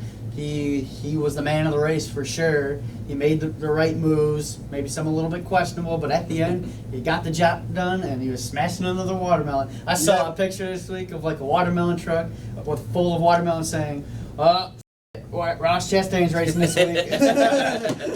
And it was just awesome for Klug Racing. 1, 2, 3, and for Justin Haley to just be so content with 2nd place. because that helped him in points. But Justin Haley, in my mind, he's a talented wheelman. He is outperforming what Ryan Truex did in that car. That's why Ryan Truex, in my opinion, lost that ride, is because he was not fulfilling what he was set out to do. Because of Klug Racing, they're a real competitive team. Yeah. Justin Haley's making them look like they could be a sleeper pick in the playoffs. I'd say so. It started with Blake Cook. Blake Cook was the first guy who really took them there. Blake Cook got that team in the right direction. I just feel like Ryan Truex set him back a little bit because he did not really have a good year last year. He did. I was kind of rooting for Ryan Truex last year. I was as well because he had a lot of sponsorship issues and finding rides and everything. So this was finally his break. He just didn't perform, and it's a business. You got to move on. Exactly. And now they have a guy. Same sponsor and everything. Justin Haley's a wheelman. I mean, he's got some wins in the Truck Series. He's just coming up and he's running really consistent. He's getting, I think he already has like 10 top 10s this season, something like that. Ryan Truex might have had 4 all of last season. He didn't really have a good season last year anyway. No, really didn't. But yeah, kudos to Haley for being so bold with that and just wanting to get good finishes for Klug Racing right there. That's awesome to see. Get them their first win ever. Yeah, just mature racing on his part. That's just just like you guys said, Justin Haley, not quite a hometown guy being from Winnemac. I played hockey in high school for Crown Point High School. That's probably about an hour away from Winnemac, so relatively hometown for the Indiana-Illinois border. So cool to see him do well. We're going to talk about him more later, obviously, but for this series alone, I think he's another one. He gets in the playoffs, he gets a little momentum going. I don't know if he's going to be the kind of guy that will will go for the championship and be in the Final Four, but I think he's the type of guy that can knock some people out that should be there. Oh, that's for sure. And he's well on his way to being an Xfinity championship contender, if not this year and the next couple years, so you don't know what's going to happen. So he's only 20. Yep, young lots of time. Young buck, So I was hearing after this race about Ross Chastain, and Matt Klug was saying if there's a way they want to get his sponsor that he had for this last race, it was like the Nutritime or whatever it was. They want to try, if they can do it next year, they want Ross Chastain full time in the 10 car. I mean, just what Ross Chastain brings to your race team, he's going to amp you up a little bit. Look at what he's doing in the Truck Series with the Nice Motorsports. Like, that was a truck. I'm just like, all right, that truck's not going to be very competitive. And look at what he's done. Yeah, exactly. And then when he just brings some energy to the race team, and he goes out there like he ran okay at Chicagoland, but he just went out. He's determined it is like win or bust in Ross Chastain's mind because the kid wants to win and finally just give him a good Xfinity ride he can go full time in. He got that taken away from him. If they can give him that next year, he's got to jump to your top of the boards as an early championship. That's for sure. He deserves it. He's an example of a guy that does one of the hardest things there is to do in motorsports. He gets more out of his equipment than he the absolutely equipment should. Outruns what He'll that get car should. a 15th place car and finish 9th, finish 8th, finish in the top 5 routinely. He He's does the it with the busiest man in trucks. NASCAR. He does it with the trucks. He runs every series one way or another. He's crazy. I think he's only missed like one race. He missed one cup race. Yeah, it was a cup race. But besides that, he's raced every of the 3 biggest NASCAR sanctioned series. Right, and he's a true wheelman. And done well in relation to what he's driving as far as the quality of his equipment. So, and another one, I have no idea for the life of me how this guy's having a hard time getting sponsorship. He's one of the biggest stories in NASCAR right now. Somebody break out their checkbook and help this kid out because you're not going to regret it. Oh, not at all. He's gonna give you 120% effort. Yeah. He even gives you 120% effort in the 27 car he drives in the Cup Series. Like, it's so funny seeing, like, after Chastain gets a win and then some guy just comes and is like, well, don't think I'm not going to race you any harder when we're battling for 33rd tomorrow. Like, he's still going to give you 120% effort. So definitely, like what you said, you are not going to regret putting Ross Chastain in your top ride. He's gonna be one of those guys. Somebody's eventually gonna hopefully give him a cup opportunity, and he's gonna take it and run. I have a prediction. My prediction is Kurt Busch has a year, maybe 2 years left, and then he's gonna maybe retire. And I think Chip Ganasty's got to do something for Chastain. They gotta make it up to him. They have to make it up to him. You just gotta find the money. I just don't think you can. He would regret putting Ross Chastain in one car. If the sponsorship is there, Watch him take the Melon Man. Watch that be a sponsor. The Melon Man. But no, watch. I could definitely see Ross Chastain stepping into that one car and doing phenomenal things. I think he more than deserves it if he can get the sponsorship on his side, which I really think he can after the season he's having. I think he can do it. And he more than earns it after what happened at Ganassi in the past couple of months, him losing probably the best Xfinity racing ride out there. Well, I'll start with DC Solar getting raided by the FBI. didn't really go well there. No. Talk about you ain't cheating, you ain't trying. Yeah.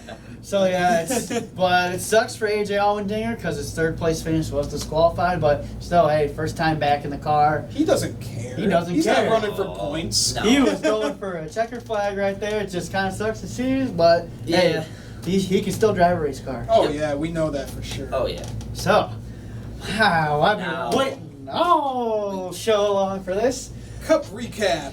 We qualify, got rained out, so all I'm went by going to warn points. every viewer right now, if there's going to be kids watching this show, please cover your ears because I might get a little nasty here.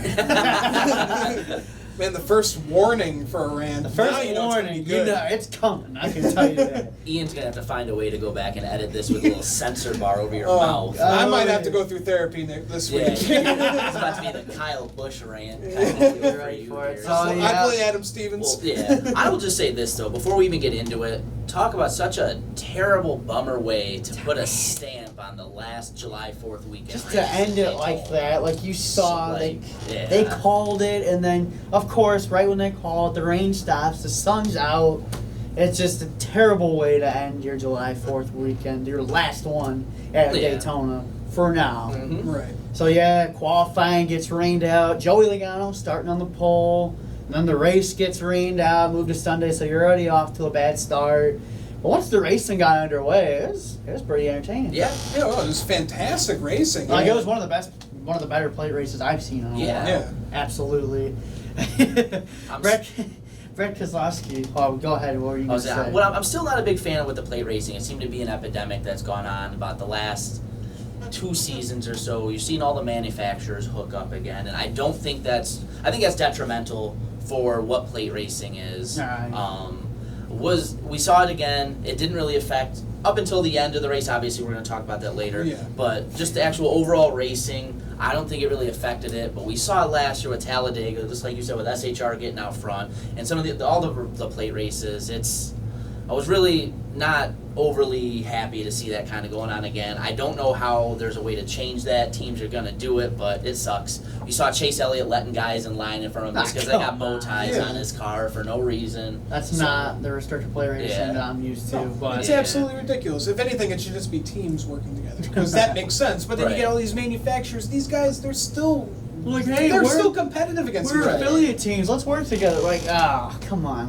No, I don't want to see Brad Keselowski and Kevin Harvick be teammates. Like, that doesn't work. Well, they weren't really This teammates isn't- on Sunday. They Well, were not really like each other on Sunday. Well, Brad Keselowski had a target on his back After when not that Saturday lifting. practice. After not lifting, and he goes, he got in the back of Byron. In my opinion, there is absolutely no reason for that to be happening in practice. Save it for the race. If you want to keep that in the back of your head for the race, by all means do it. It's just practice. He forced William Byron to go to a backup car. Absolutely no reason for it. That's a veteran champ out there. What are you doing? I get you're not going to lift. I get you're pissed off from the past couple of years haven't gone your way, but for practice, man, come on. Take it easy. And then in the race, we got Keselowski, Harvick's speeding up on him. Oh, and we knew what was Keselowski's happening. just slowing down, and Harvick's not going to let He's him like, lift. Because of those comments that Keselowski made, he's not going to lift. Well, guess what? Yeah. Harvick wasn't lifting I ain't either. lifting either, man. Not But so happy screwed Harvey up, ain't lifting either. But then it screwed up Harvick's race It too. really so. does. Listen, yeah, I understand at least the point of Keselowski because he's had some really luck in the past Wreck house last lifting year, for other yeah. people. But you know what? For me, it goes back to there's a lot of people that put in a lot of hours of work on that 24 car week in and week out, and you shit on that by wrecking them in practice. If Byron comes down and put a Ross Chastain-esque block on him like we saw in the Xfinity race in practice, that's not what happened. He's running a half a groove higher than him. Yeah. And you just go up and you just go ahead and take him out like that. I thought that was a little nonsensical. That was a chicken I shit like move right Brad. I thought he was in the wrong in this situation. I understand where he's coming from, but it's practice. Oh, Come yeah. on. There's no reason to do that at all. If you want to do that during the race. Right, exactly. But keep it in the back of your head for the race, and hey, it's on from there. But yeah, in practice, definitely no need for it. I was kind of happy because Oscar got was coming to him. Yeah, it was total karma that he got from Harvick. Total karma, and I was happy that because Oscar had to watch the end from his bus. Yes. Yeah. But after that, pure chaos just broke out. Yeah. Lap 126, Austin Dillon, the big one. The big one. The big one. Like that was a Talladega Nights God. Ricky Bobby wrecked the whole field running to the finish kind of cow. Yeah. Well, yeah, I mean, it started. Clint Boyer was just trying to make a move to the bottom, and Dillon, I think it was Austin Dillon's spotter probably screwed that one up a little bit, trying to tell me it was clear, or that was just Austin Dillon trying to push the issue. But I love Danny. Is this crew chief Danny Stockman? I think it is. For Dillon? Yeah, who's this crew chief right now? Well, whoever it is, his crew chief said, "We are not out here to points race. We're here to win races," and that is spot on. Like Austin, the position that Austin Dillon's in, he's not. He's like just above the cut line. Danny Stockman, yeah. It is Danny Stockman. Okay. So he's like, yeah, we're here to win races. Like, I love that because Austin Dillon. Where's Austin Dillon at in points right now? He is not sitting pretty. He needs a win. He needs to win. So he talked about it when he took the pole at Chicagoland. He's had a bunch of Austin Dillon's not in the playoffs. yeah. He's right had a now. bunch of poor luck this year. He's kind of one of those teams that's usually going to be right on that bubble anyway. So here's a guy who's proven he can win at a restrictor plate race. Again, we're getting to the point where something we're going to talk about in a bit, the weather coming into play. They all know it's coming. They're going to do everything they can in that situation to try to hold on to the lead because you never know when they're going to end that race. That's why the big one started. That's why the big one Exactly. started. It was pure chaos from there. Love the comments though from Stockman because that's a track where Austin Dillon expects to go to and expects to run well there. He really was. So he does not care about. And the position he's in right now, points aren't really going to help Austin Dillon. He's 22nd. He needs a win. He needs a win, so he was not going to give it up like that, and that's why I don't that blame all him at happened. all. I would have made the same move. I get both guys' point of view.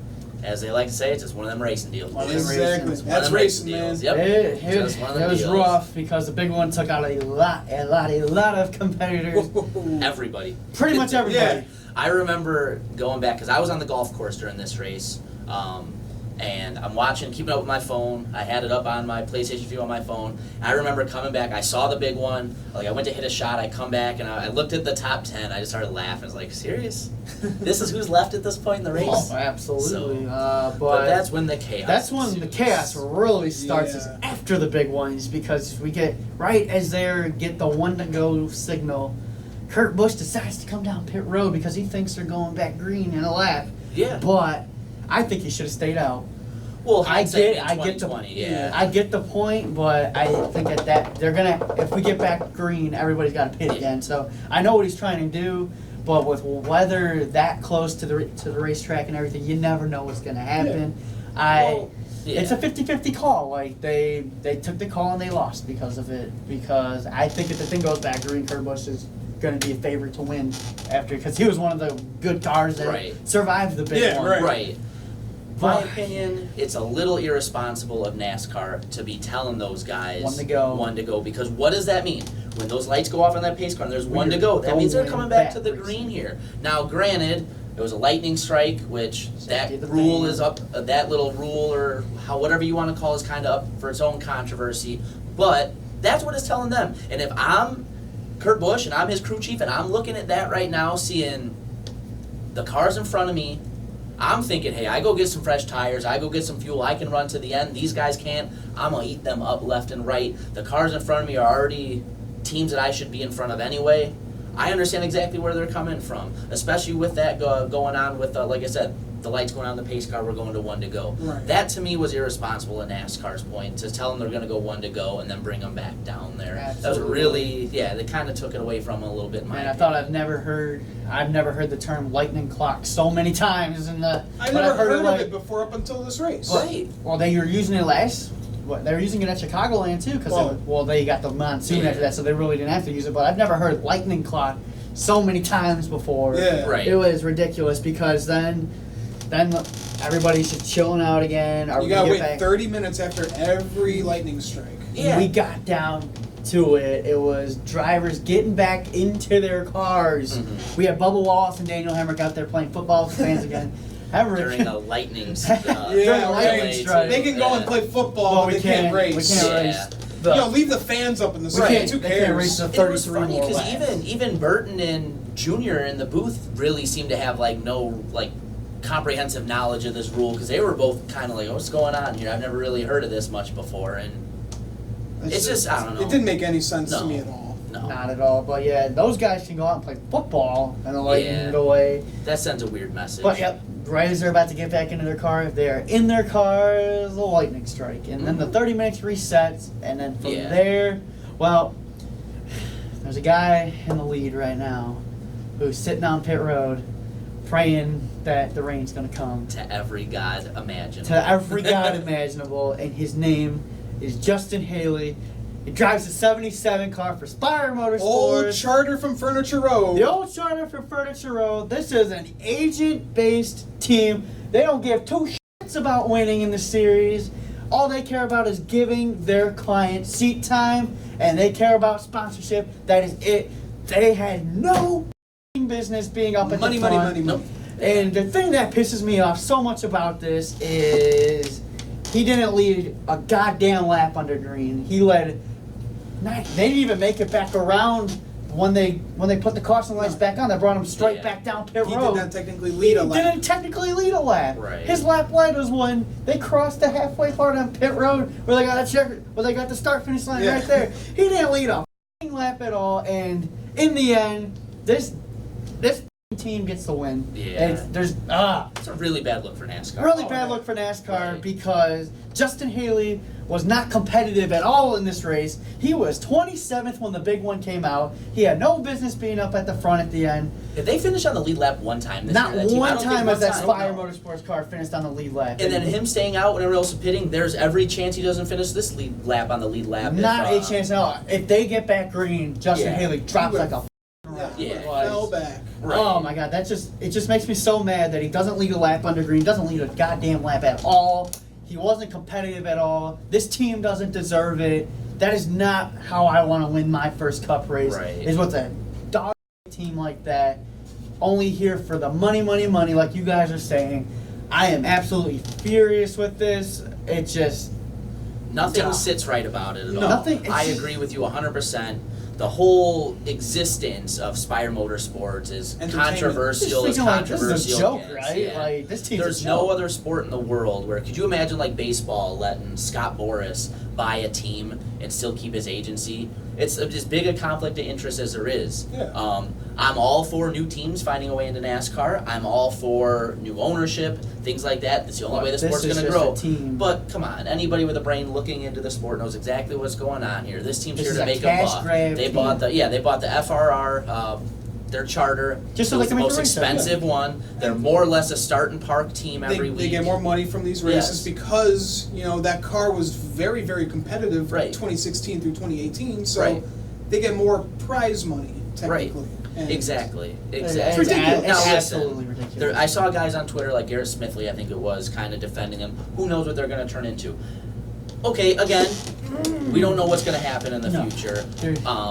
They could be the next Furniture Row. But you know what? There's no indicator right now whatsoever of this being anything other than a cash grab. I will put like $1 million down that they're going to run 35th the rest of the season. Like, we'll see them in Kentucky. They're going to go right back to their old ways next week. Yeah. This upcoming weekend, they're going to qualify 36th or 37th. And this whole win, this team just doesn't deserve it. This is not good for NASCAR. It's not good for anyone. Like, I was getting into people with it left and right because what they were saying is that, if you're going to compare this to this, then you got to compare this win to a Regan Smith win.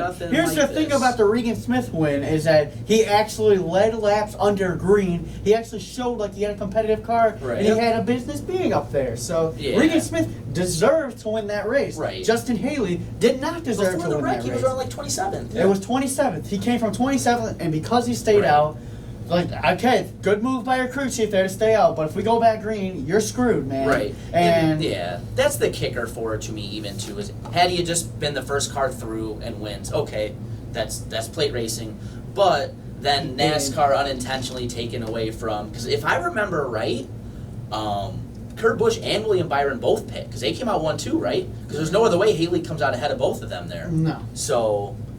Well, with the pit crew he's probably got, right. There's not a chance in Yeah. hell. No, what I'm saying, there's no way he would have been. He's the first car back. So you have all that stuff going on. This controversial team wasn't getting the win at all. And then Kurt Busch kind of getting hosed from the whole 1 to go dilemma. Just wasn't a competitive car at all. They're never going to be a competitive car. Right. At least from my standpoint, they're not going to be. And what also pisses me off about this is that people want to compare this to Trevor Bayne winning the Daytona 500. Not even close. Not a chance in hell. Like, Trevor Bayne started 33rd in that race, but what did he do? He drove his ass to the front, and if you hear when drivers used to be able to talk to Everybody wanted to run with Trevor. wanted to run with a 21 car that day because the 21 car was fast. The only reason he started 33rd is because he wrecked while he was running third in the duel back in 2011. Right. So, and if you remember, Jeff Gordon went out of his way to work with Trevor.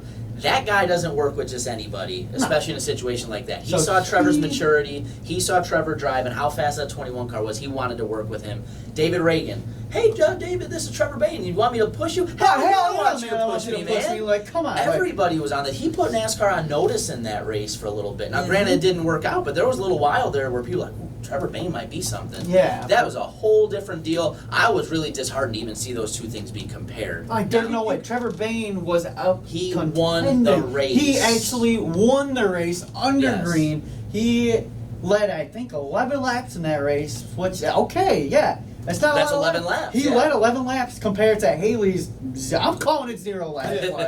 The only way I can compare, the only race I can compare this to is Chris Busch's fog race win. Yeah.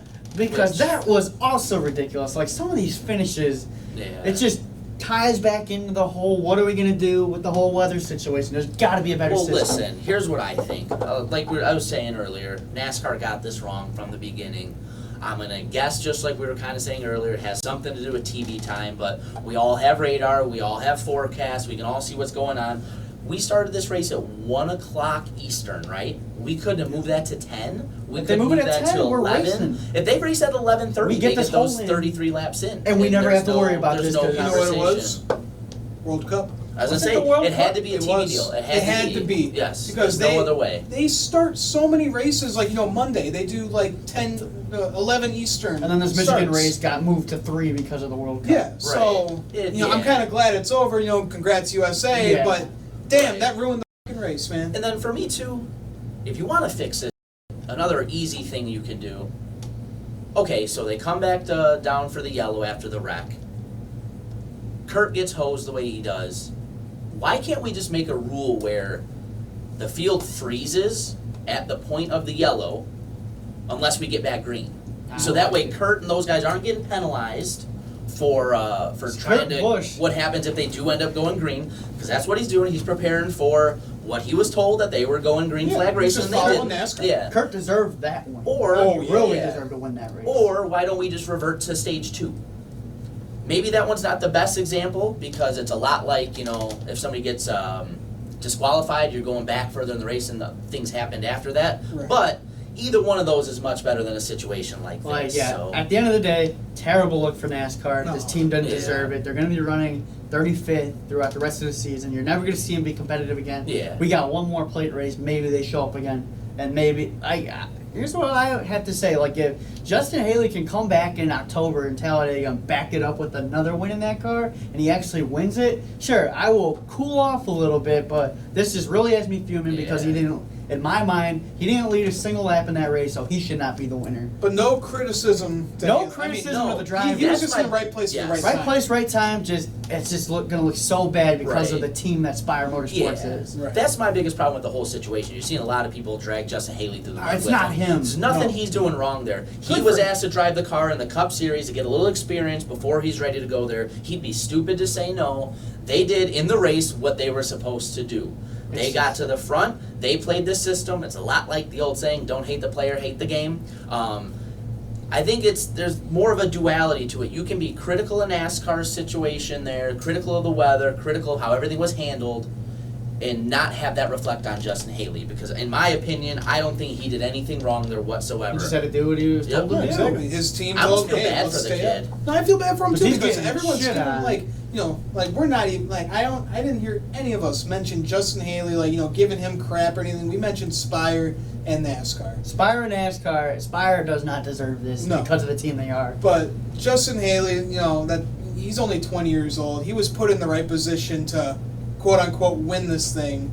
And now he goes home with a Coke Zero 400 and trophy. fat check. Oh, yeah. So, and this has got to be giving him, like, people got to be looking at him now for sponsorship. Like, you know, even more sponsorship now for I think this helps. Colleague. I think this helps Haley as a driver. I still don't think this is going to help Spire as a team. Right. I really, they just can't jump from we're going to run. They're looking for help. They're not even looking for anything. They're just looking to run. Hey, we're content with running 33rd to 35th, but we'll give you seat time if you want it. Yeah, I saw a statement where they said that they weren't even going to be, like, competitive for wins, that they're literally just looking for seat time for that's drivers. all So, it is. yeah, it's bad when you see a team that makes a You statement think you're like going that. NASCAR racing, you want to be competitive. You Right, want yeah. to win. But you're you're just like, you know, You're just- they weren't they're- like start and park during that race, but they are like a start and park team. They finished 35th. They all the finished time. Their last, average finish is 32.5 for the entire season, and then you get multiple laps down. yeah,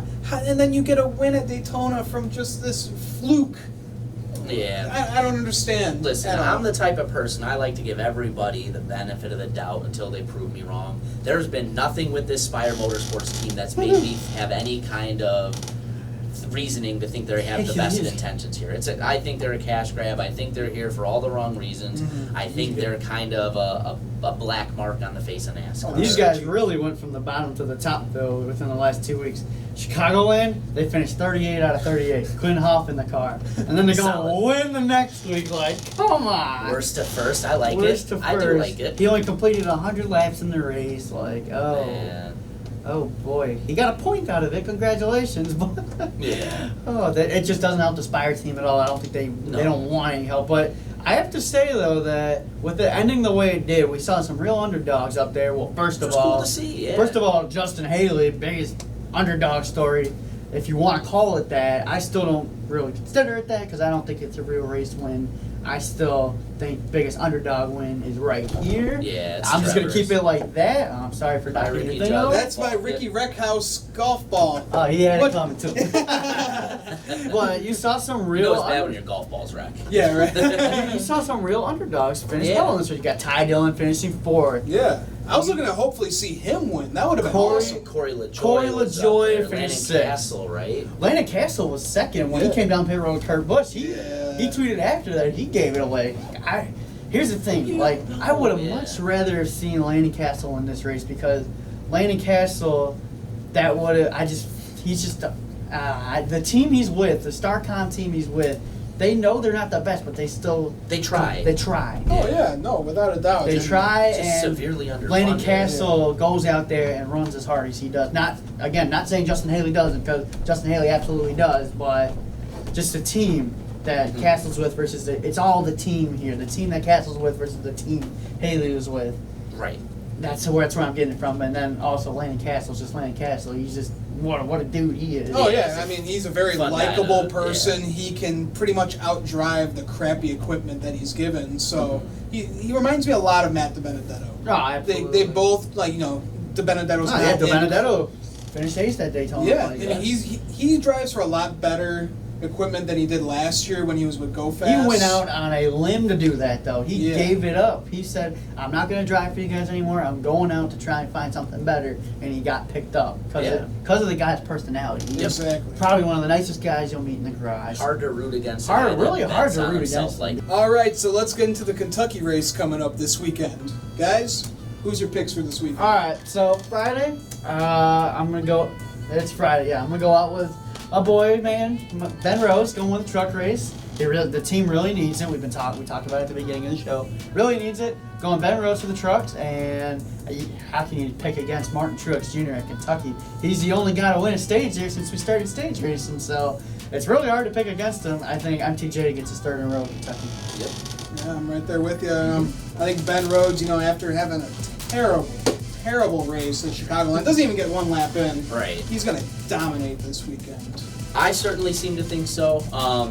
He seems to always do a good job on the 1.5 tracks, so he's back there. He was awesome last year at his hometown track. He made a big point to talk about all week.